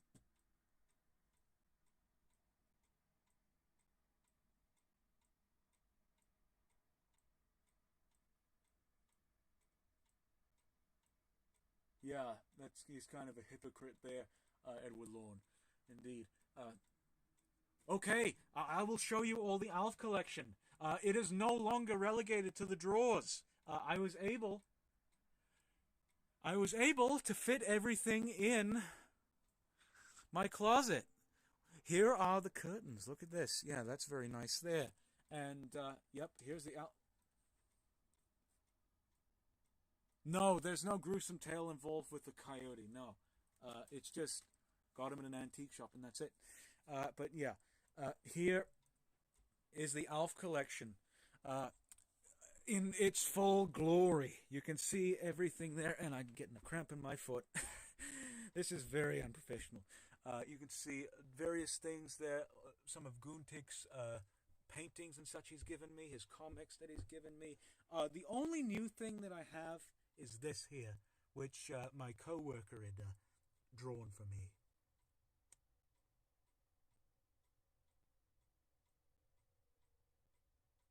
Yeah, in fact, that would be interesting. But yeah, a co-worker drew this for me and framed it and was very nice and such, and I decided to keep it. And obviously there's more pictures there, and then there's all of the the little figures and such and everything, and obviously the plushes and puppets and everything. There's the phone that doesn't work, and down here is the key rings, keychain figurines and such and everything, and here's all the stuff there. Various stuff. There's all the duplicates of the Chef Alf. There's the watch, the toothbrush, pencils, just different things. Lunchbox, just various different things here. And those are the inflatables, and that there's the talking elf that I still have mint in the package. And the DVDs are up here. You can see there's the American DVDs released by Lionsgate, and here are the German uncut DVDs. I still haven't watched the whole series of Alf yet, so in the uncut edition, so we'll see how that goes. But that's the Alf collection. No longer is it... And yes, Long Alf is right there. He's just tucked away into there. There's Long Alf. Yep. He lost some of his hair, but he's still there. It's no longer relegated to these drawers, which is wonderful. So now I can display it and be proud of it, which is great indeed. Very much so.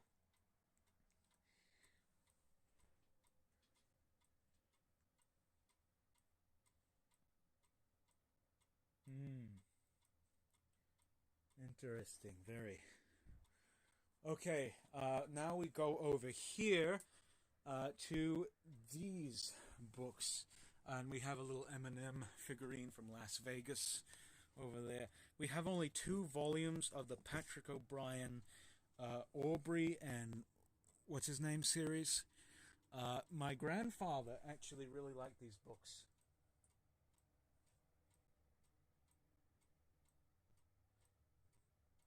Yeah, I bet you didn't expect one, but yeah, I did. Incorporate that, however, in there. But anyhow, I only have 2 of those volumes. I don't know if that series is any good or not. Maybe it is. We'll see. Definitely. And then, let me move a little M&M, go out of there. This book, Casualties of Peace by Eden O'Brien, is not very good at all. Had no plot to it. I don't know why I have it. Maybe it's because it's a penguin. That's why. A few more things there. Island of the Blue Dolphins was my brother's favorite book when he was a child. I've not read it. I plan to one of these old days, but we'll see, most certainly.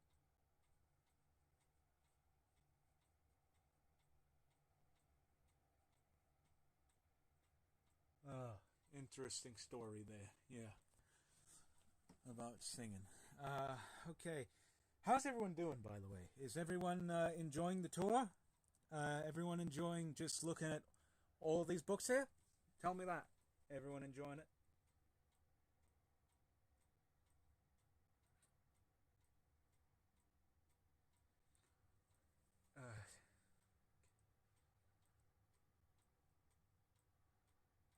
Okay.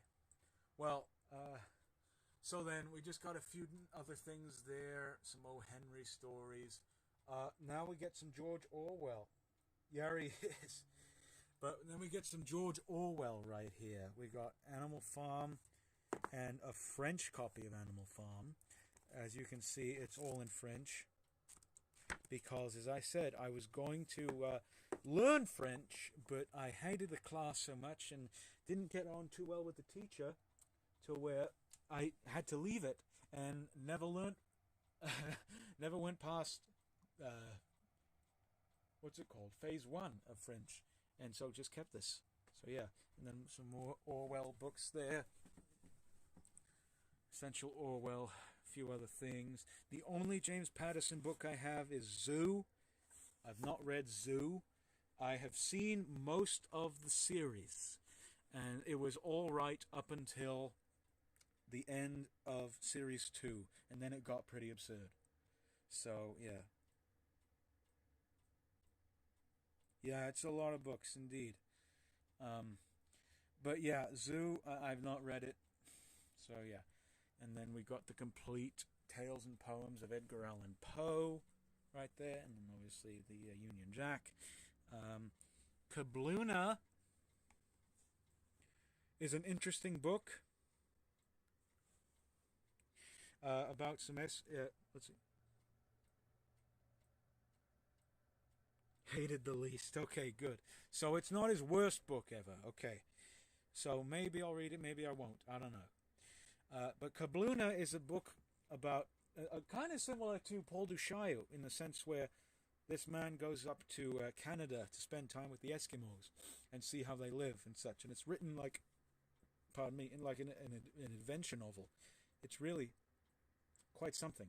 I recommend that. True Grit, still haven't read. A few other things there. I don't have my copy of The Chosen, is because I want to get a Penguin edition of that, and I will someday. We'll see. And then a few more things there. Proust, only 2 volumes of Proust so far. So there's that. The Godfather. Not read the original novel, but I don't know. We'll see how that goes. Not sure if it's good. Yeah, he is a really big hack, James Patterson. I don't respect him all that well, to be honest with you. I mean, write your bloody books. You have the ideas, write your bloody books. That's what I say. Oh, so the book series is not that good. Okay, well, then I might even get rid of it. I don't know, we'll see. Yes, we have here Ayn Rand. Basically, all of these novels here, Atlas Shrugged, Anthem, Fountainhead, and We the Living, they all deal with the same thing. One man against the state. So, if you read one of them, you've read all of them. Pretty much. Yeah, Mr. Nightmare, I don't like him too well. That hack ain't what he used to be. And, yeah, but Ayn Rand... Oh, okay, so if Ahab thinks the book is excellent, then maybe I'll read it and make my own opinion of it. We'll see. But Ayn Rand, the only one I've read of these was Anthem, and that was all right. I've been meaning to read Atlas Shrugged, but we'll see about that. Hang on a minute, I'm going to sneeze.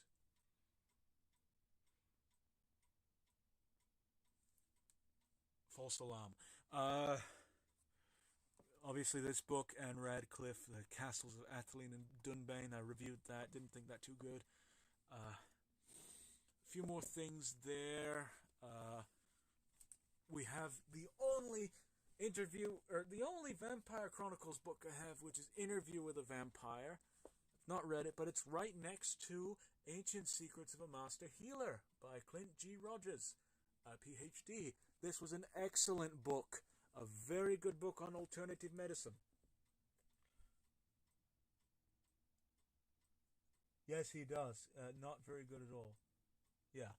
I don't think Mr. Nightmare is very good anymore. But, yeah. A very interesting book. I highly recommend this. Especially if you, as I said, are into alternative medicine and all that.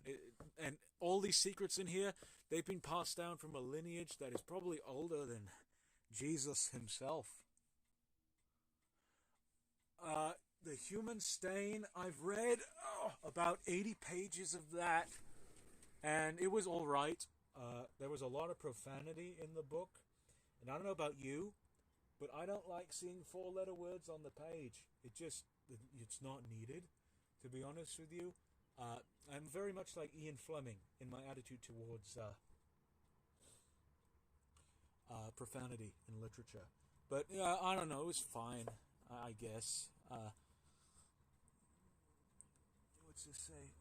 Okay, well, maybe I'll get the second vampire. Anyway, we'll check. We'll see here what other books we have. A few more things here. You know, J.D. Salinger, Catcher in the Rye. Obviously, it's a classic.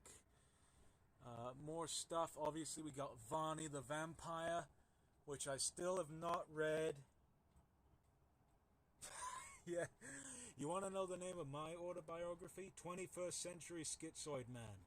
That's going to be the name of my autobiography. Yep. So long as I can get the rights from the members of King Crimson, that will be the name of my autobiography. Jesus. Yeah. But Varney the Vampire, I still have not read that. I should have read it all last year because I had all the time in the world, but I did not read it yet.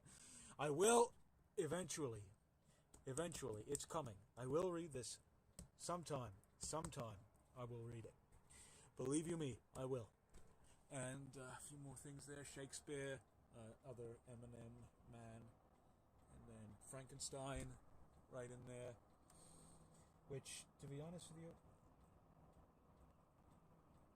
it was something. How was To Have and Have Not, Logan? Was it good, bad, indifferent? How was it?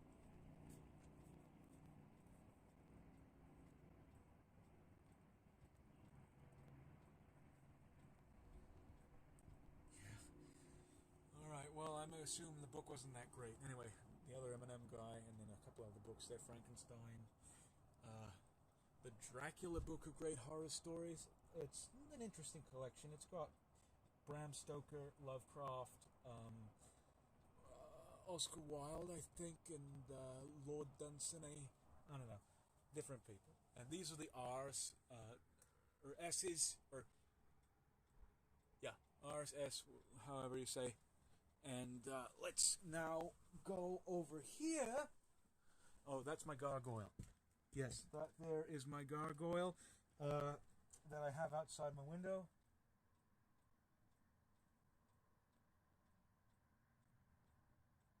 Yes, I have heard all those people. Pink Floyd, Genesis, and King Crimson.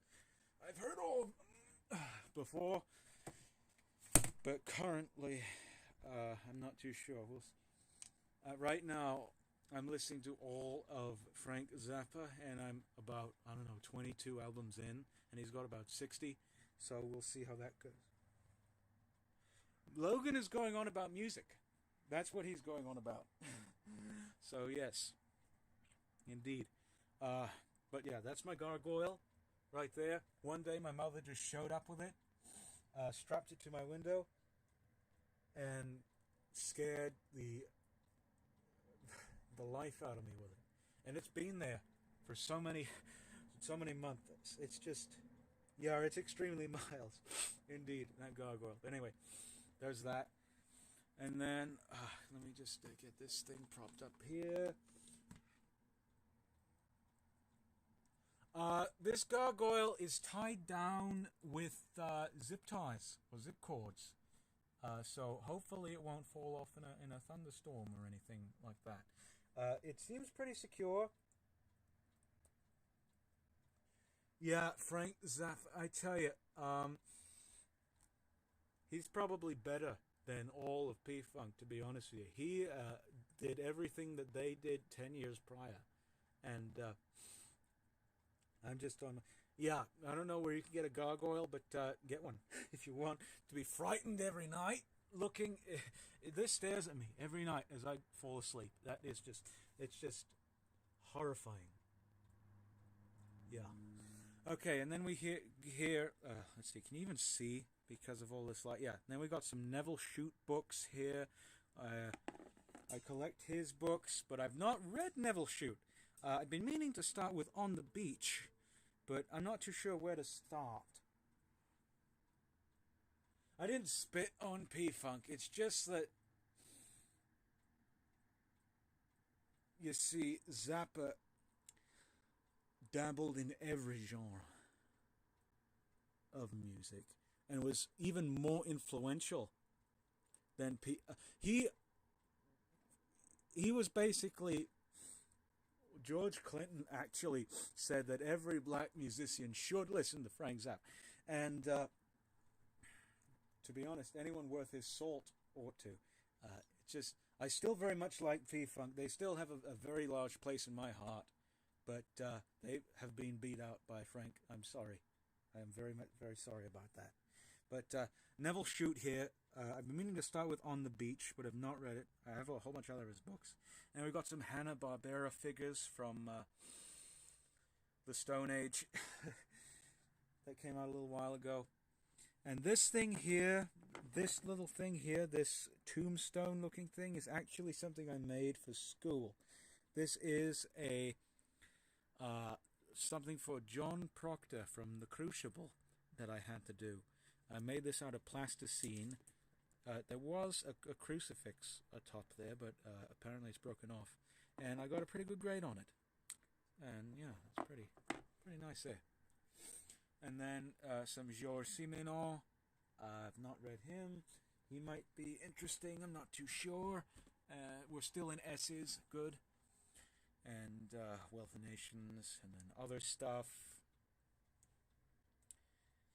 C.P. Snow. And then just a whole bunch of miscellaneous things. Then we get to John Steinbeck. Move this picture out of the way right now. And John Steinbeck there. Obviously, I've read some of these. And Robert Louis Stevenson. And this one here, Dracula.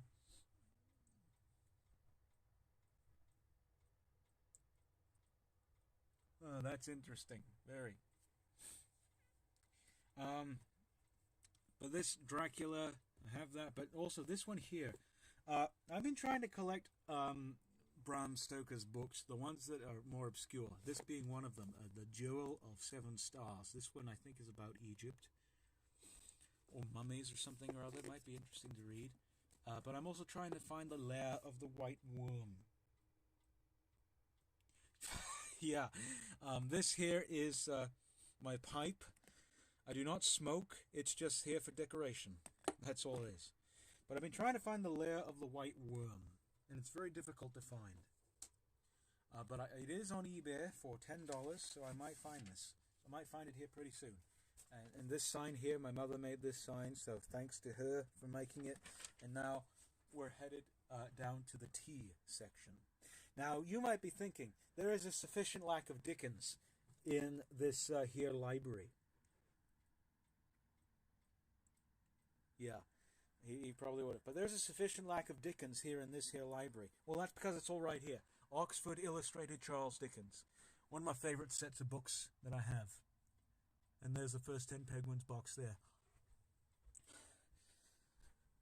And there's a Kindle that I have there. Cuckoo Clock Again. Man, we're going for a while, aren't we? This is 2 hours already. But this is very successful. Oh my goodness. But that's my Kindle right there.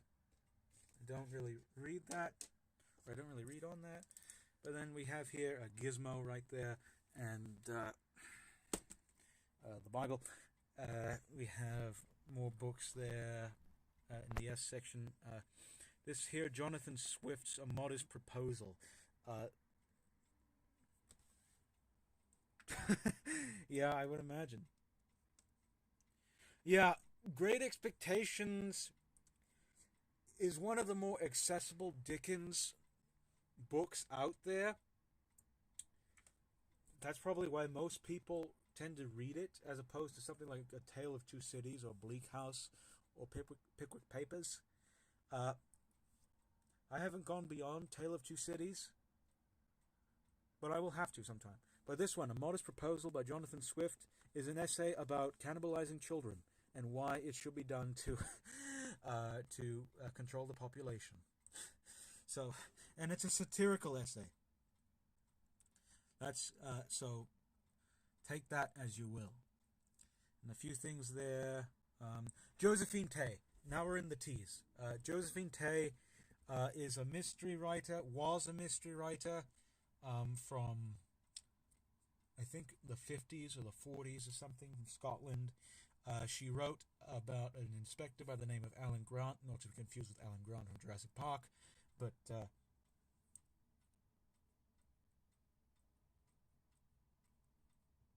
yeah, indeed, very much so. Very audacious. But very interesting books. If you read one of these books by Josephine Tey, you're going to want to read the rest of them. And I don't even have the rest of them.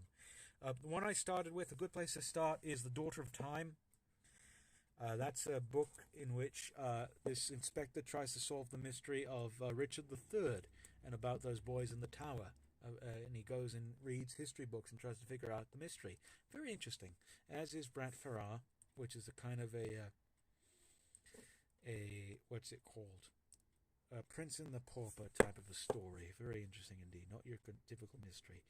And a few other things there. This book here, Broken Time by Maggie Thomas, is another book by my aunt under a pseudonym. It's another interesting little sci-fi book there for you.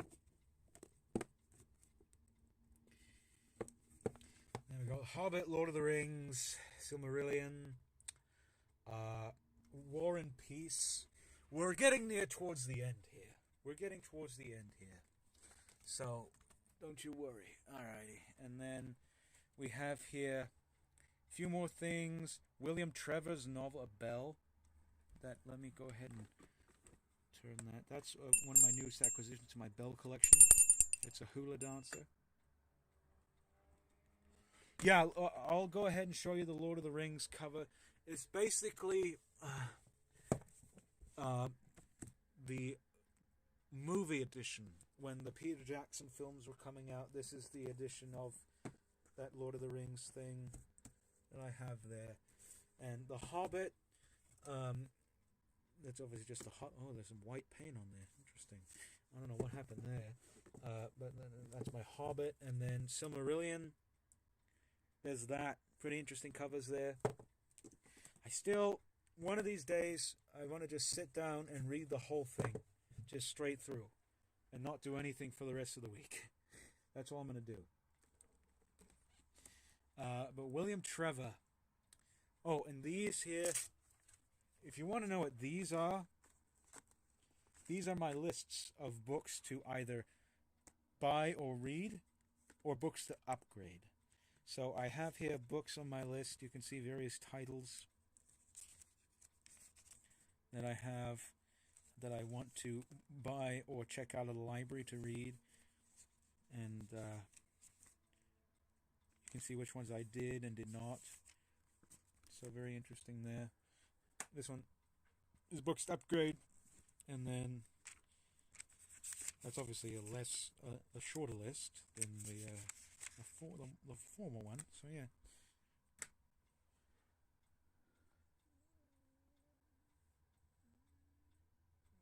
Yeah, I read Aragon, and to be honest with you, it's rubbish. It really is rubbish. Even if you've just read it, it's rubbish. That's all it is. Oh, if you don't know who Edward Lorne is, Ahab, he's a kind of a controversial booktuber with some rather jaded opinions on certain things. He's very also curmudgeonly and just a very ropey person. I don't recommend you watch his videos at all. Yeah, he hates everything, basically. And Travis McBee, he's also a writer on YouTube who gives solid advice but has some unusual opinions about certain things. But here we're getting near the end towards the T section. William Trevor, his novels. Yeah, he's a very interesting character, Edward Lorne. But his novels, all of these here, Silence in the Garden particularly, I found them to be flat as a pancake. And I know McNulty's Book Corral adulates William Trevor for his short stories, so I don't know if I should read his short stories or not. We'll see if there's any better.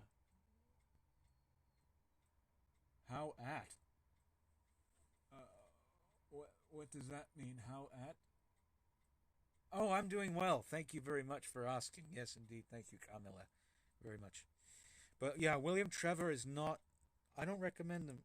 At least his novels. They're kind of just plain and basic, bottom of the barrel. in my opinion.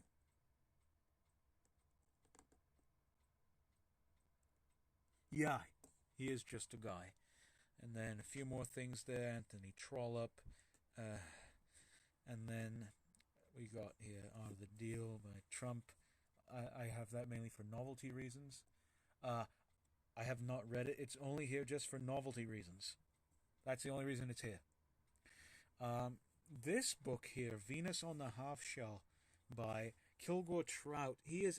Kilgore Trout is a character in Kurt Vonnegut's works. This book is actually by Philip Jose Farmer, who is another science fiction writer.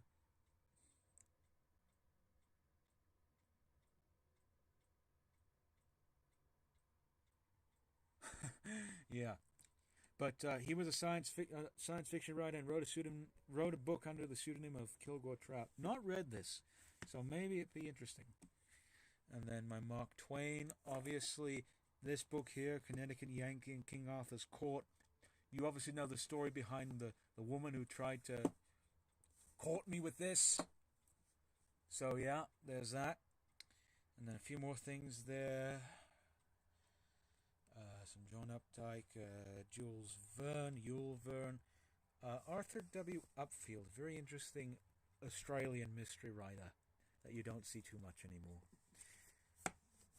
Recommend him. Journey to the Center of the Earth. I have mixed feelings about. It's okay. I think The Lost World, which came out about 50 years later, is better pacing. Because I don't know, it's not really all that impressive. To be completely frank with you, I would just read The Lost World and maybe read the cliff notes of that. It was just a bit boring there. So yeah, a few more things there. Kurt Vonnegut, obviously, Slaughterhouse-Five, I love. A few more things by him. These are the V's, or use V's, these are the V's, and then finally, or not finally, we're getting near the end, don't worry, we're getting near the end here. We have Edgar Wallace, who, as you know, is a mystery writer from back in the 20s and 30s in England, who is mainly known for co-creating King Kong, or for wanting to...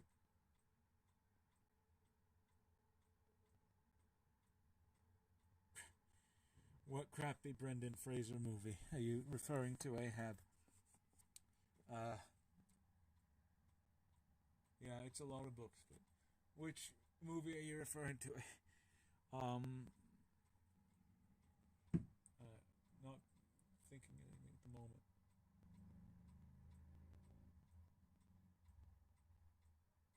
Oh my goodness. Yeah. Oh yeah, that movie. Yeah, that was a film. That was a film indeed. Indeed, very much so. Yeah, very interesting stuff going on in the chat here. But yeah, Edgar Wallace, mystery writer from England, mainly known for creating King Kong. Not creating, co-creating King Kong. This book, The Green Rust, I need to return to my uncle because I borrowed it from his library and never read it. So I need to read that and get that back to him. And a few things there. We are in the W's. Now we go down. We are almost through with the library tour. We go down. Oh, man. And you see there's a Great God Pan right there. Just waiting to be read. We have Evelyn Waugh, most of his books there, and then H.G. Wells. I've only read the first 4 H.G. Wells books here, which is Time Machine, Island of Dr. Moreau, All the Worlds, Invisible Man, and yeah. And then a couple other interesting books by him that are more like dramas instead of science fiction, so pretty interesting there. There's a Handy Smurf up there, and then a couple other things. A few other things there. Some Patrick White, who is probably a... This isn't the only Marken. This actually isn't my Marken. This is a library book that I got from my brother's not local library, but a library nearby my brother. This is a rental. I have another Mackin book. This one here, The Three Imposters. I showed this earlier in the tour, but I have this here. So, any opinions on Mackin? Ahab, what are your thoughts on Mackin?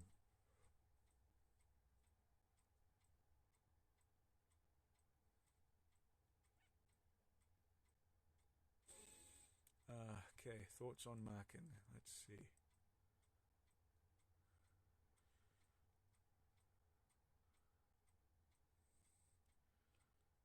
Anyone still here?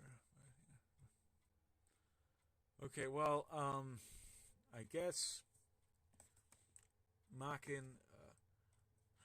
Yeah, I will be reading this here pretty soon, but I assume that you think Mackin. Yeah, I heard it is pretty influential. So I will dip into him pretty soon. And then Patrick White here, one of the only Australian novelists to win the Nobel Prize. I have quite a few of his books. Only one I can recommend so far is The Aunt Story. It's a great book.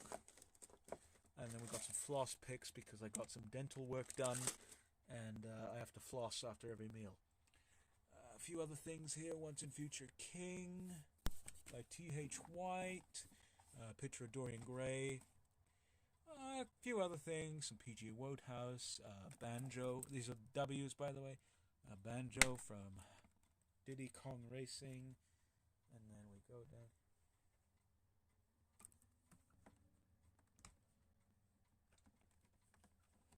Oh, so you have read The Great God Pan. Good. Good. So now I know that it's worth it. Okay. And then we're getting near towards the end here.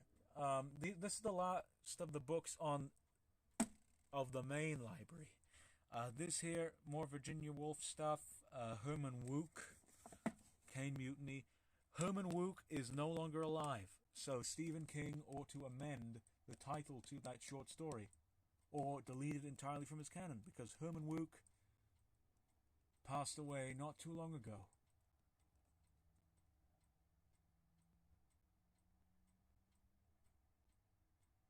Yeah, I might check out Dan Simmons. That might be interesting to look into, yeah. And then a few other things there. Only X book I have is the autobiography of Malcolm X. I haven't read that.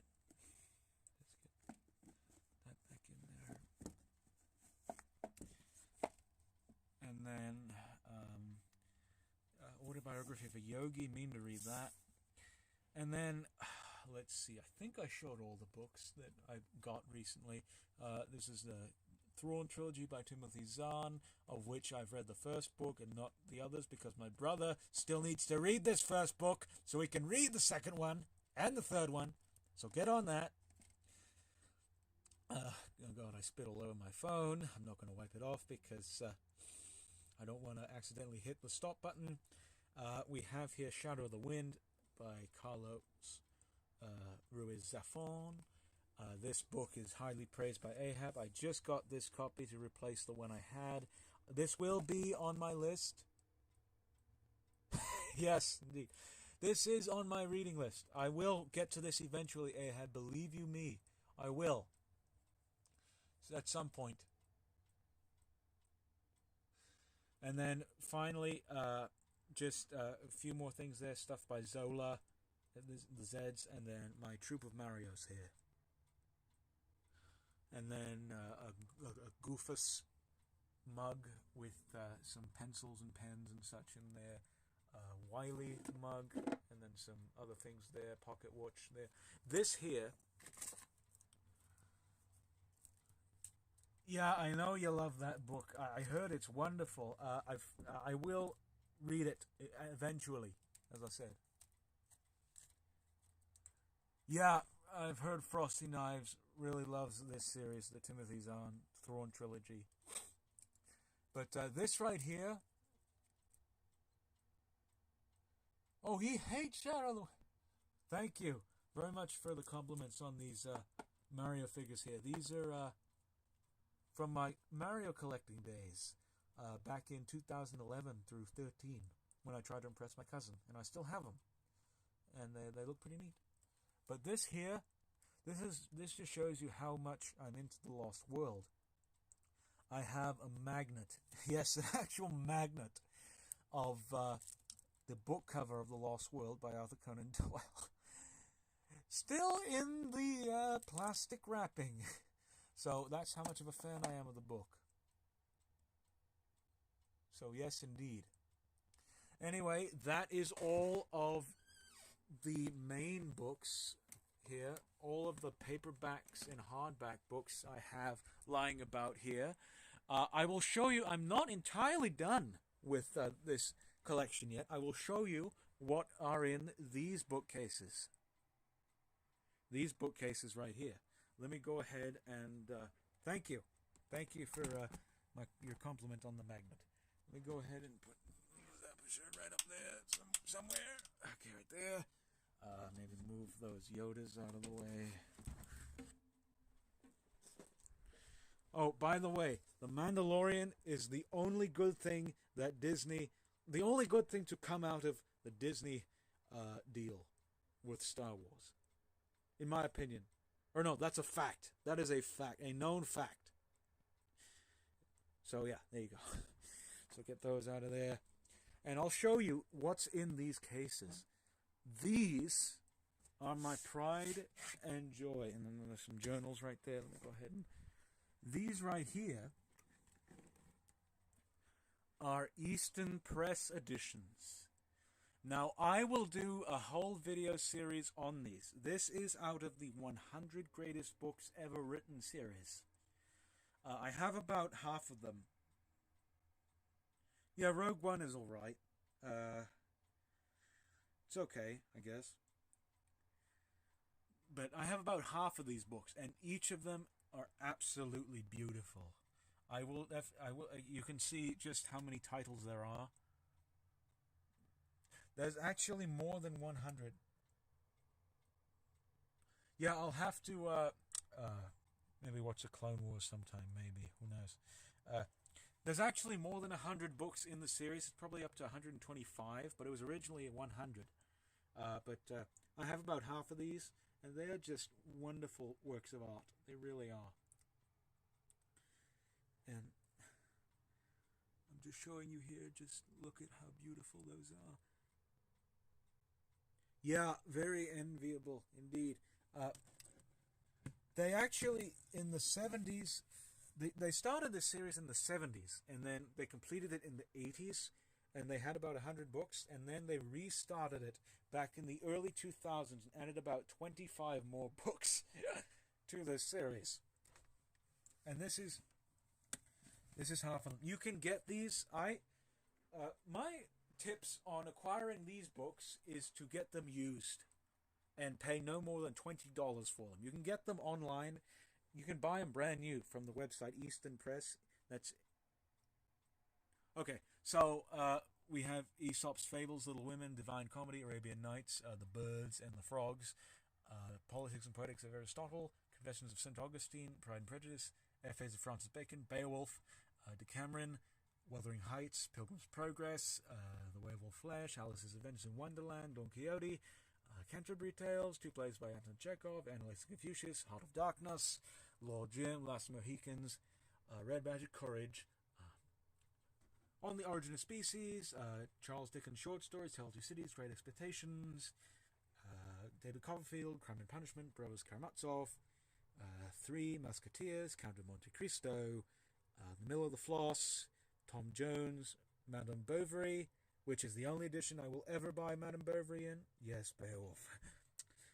Fast, Grimm's Fairy Tales, She Stoops to Conquer. Down here we got Return of the Native, Tessa d'Urberville's, The Scarlet Letter, Farewell to Arms, Iliad and the Odyssey, Hunchback of Notre Dame, three plays of Ibsen, Portrait of a Lady, Portrait of an Artist and a Young Man, The Rubaiyat of Omar Khayyam, The Poems of John Keats, Jungle Books, Lady Chatterley's Lover, Seawolf, Tales of Guy de Maupassant, Moby Dick, Paradise Lost, two plays by Moliere, Animal Farm. And then we move over to this case here.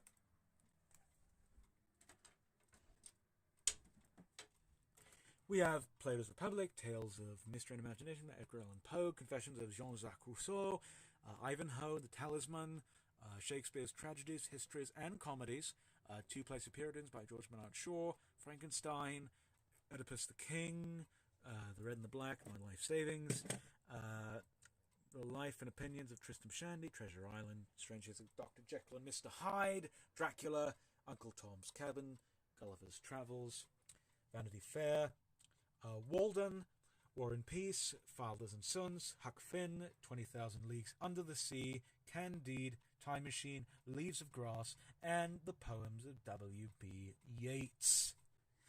Those are the volumes I have of the 100 greatest books ever written. Thank you. And I do have a couple others. Of course, there's this lady right here that I've shown in a video. There's my egg collection. There's a dedicational cup in memory of my father. And I have a couple other Easterns here. That's the King Kong novelization by, what's his name, Lovelace.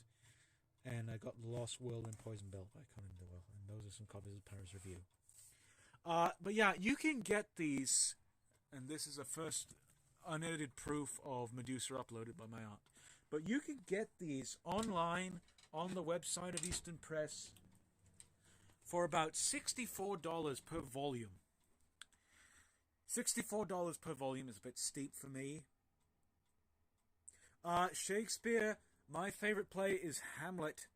Yeah, I know that's quite stereotypical. Thank you for saying how awesome it is. I know it's quite stereotypical for most people, but Hamlet is just so influential. It's probably arguably the best play ever written, but Hamlet is a good place to start. If you want something a bit more simple, try Twelfth Night. I heard that Titus Andronicus is also a good place to start. Midsummer Night's Dream, maybe. Really anywhere. Just jump anywhere into Shakespeare and you'll find that he'll be great.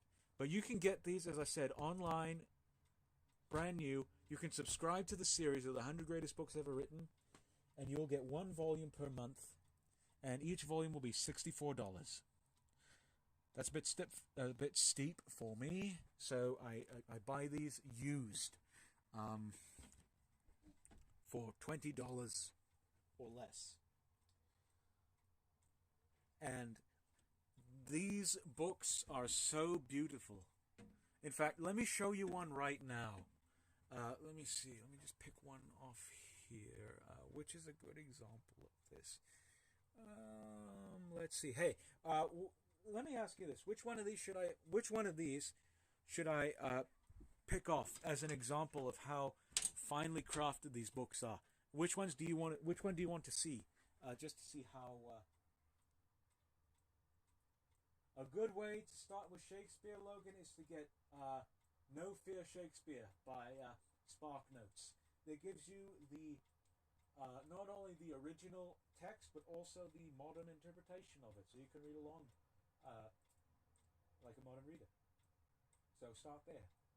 Okay, I'll get the Frankenstein. So these books are just so beautiful. You can see that there. Just look at how gorgeous that is. Just look at that.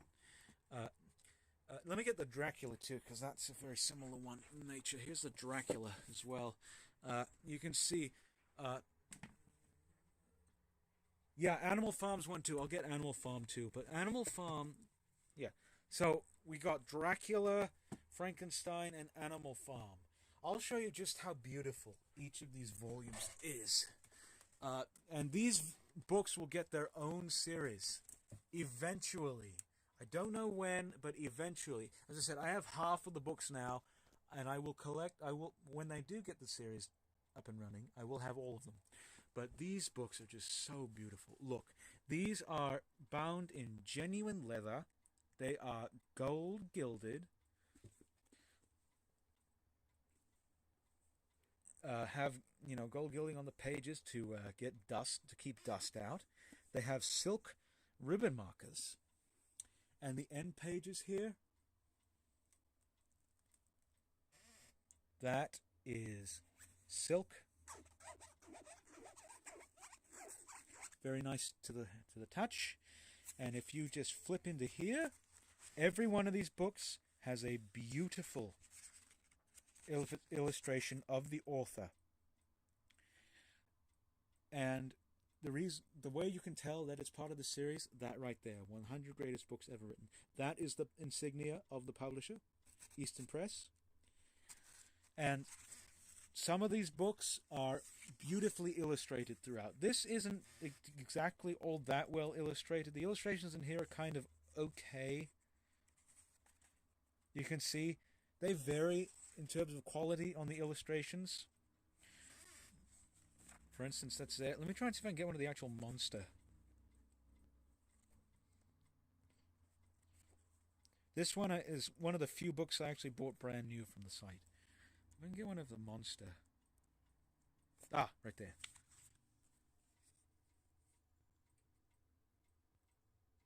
Yes, there is an edition of Les Mis. That one is far too expensive, though. It will be an addition to my collection eventually. Eventually. And yes, these are just so beautiful. That's the monster right there. But these are all, most of them are fully illustrated. Let me go ahead and show you the Dracula here. But they vary, as I said, in terms of illustration. There's the author illustration there, a frontispiece, and this is printed on acid-free neutral paper, so the oils from your fingers and hands won't be. These illustrations aren't too good, but the oils on the fingers of your hands won't rub off on this, so it's great for people who have particularly oily hands. As I said, there is a silk ribbon marker in every book, right here, and they just make beautiful additions to your library. They really do. And then Animal Farm, this is sort of a different edition. This is one of the newer ones. Frankenstein and Dracula, they're also some of the newer editions that came out. They're not a part of the original 100. They're like more of the 25. So there's that there. The illustrations in Animal Farm are not my favorite, to be honest with you. They're kind of storybook, if you know what I mean. Like, for instance, that there. It's not the greatest, you know. But, yeah, you see like that. That's too anime for me. That's too kawaii for me. Yeah. And, but these are just such beautiful editions. I am so thankful to have all of them. Not all of them, but at least 75 of them. I'll show you one more, just to show you how wonderful these editions are. Let me check. I guess I'll put them back on the shelves. Ooh, I might have. Okay, good. I didn't damage it. Okay.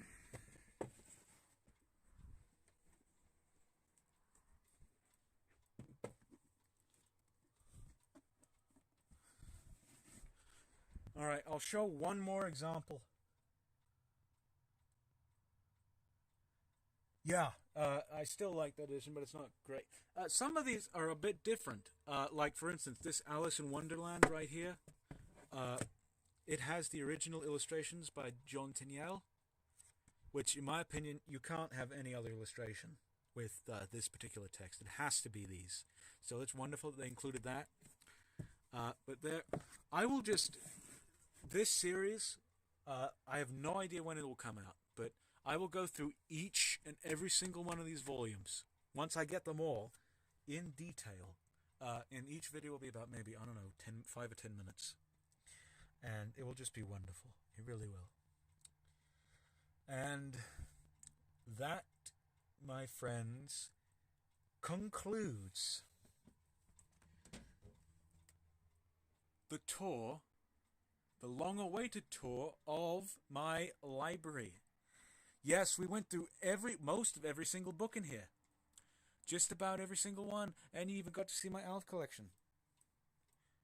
So how do you like that? I hope you enjoyed.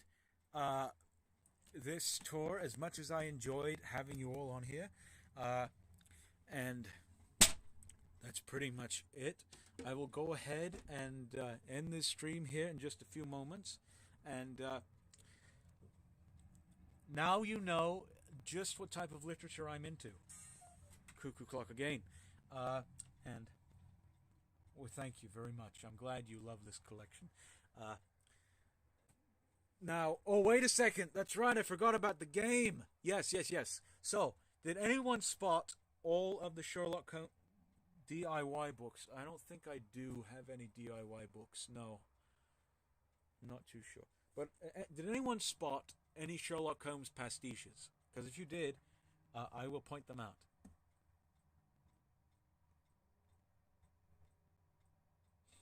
Just waiting over here.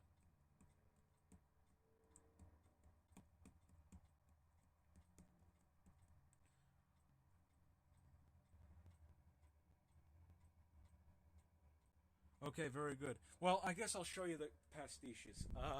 There were some.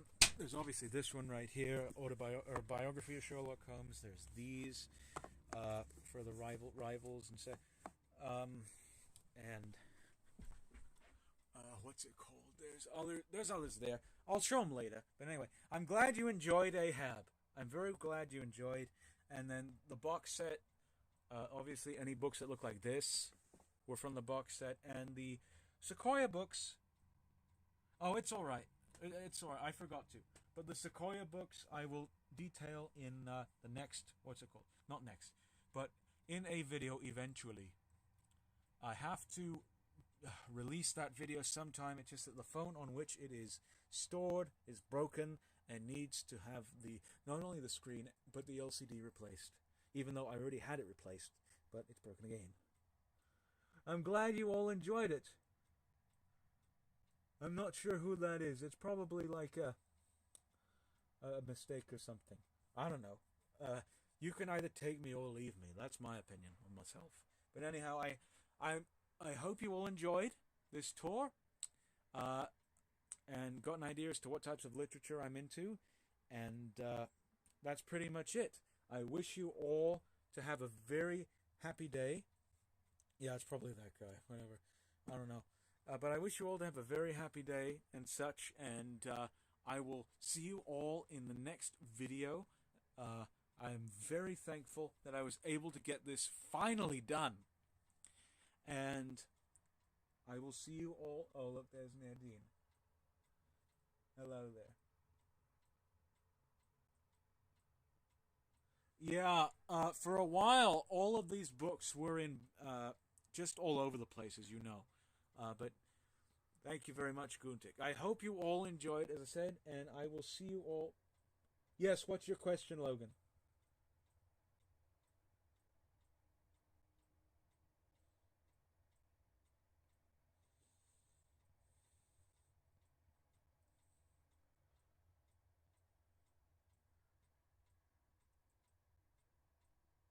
I'll try and see if I can make it. I don't have anything going on for tomorrow.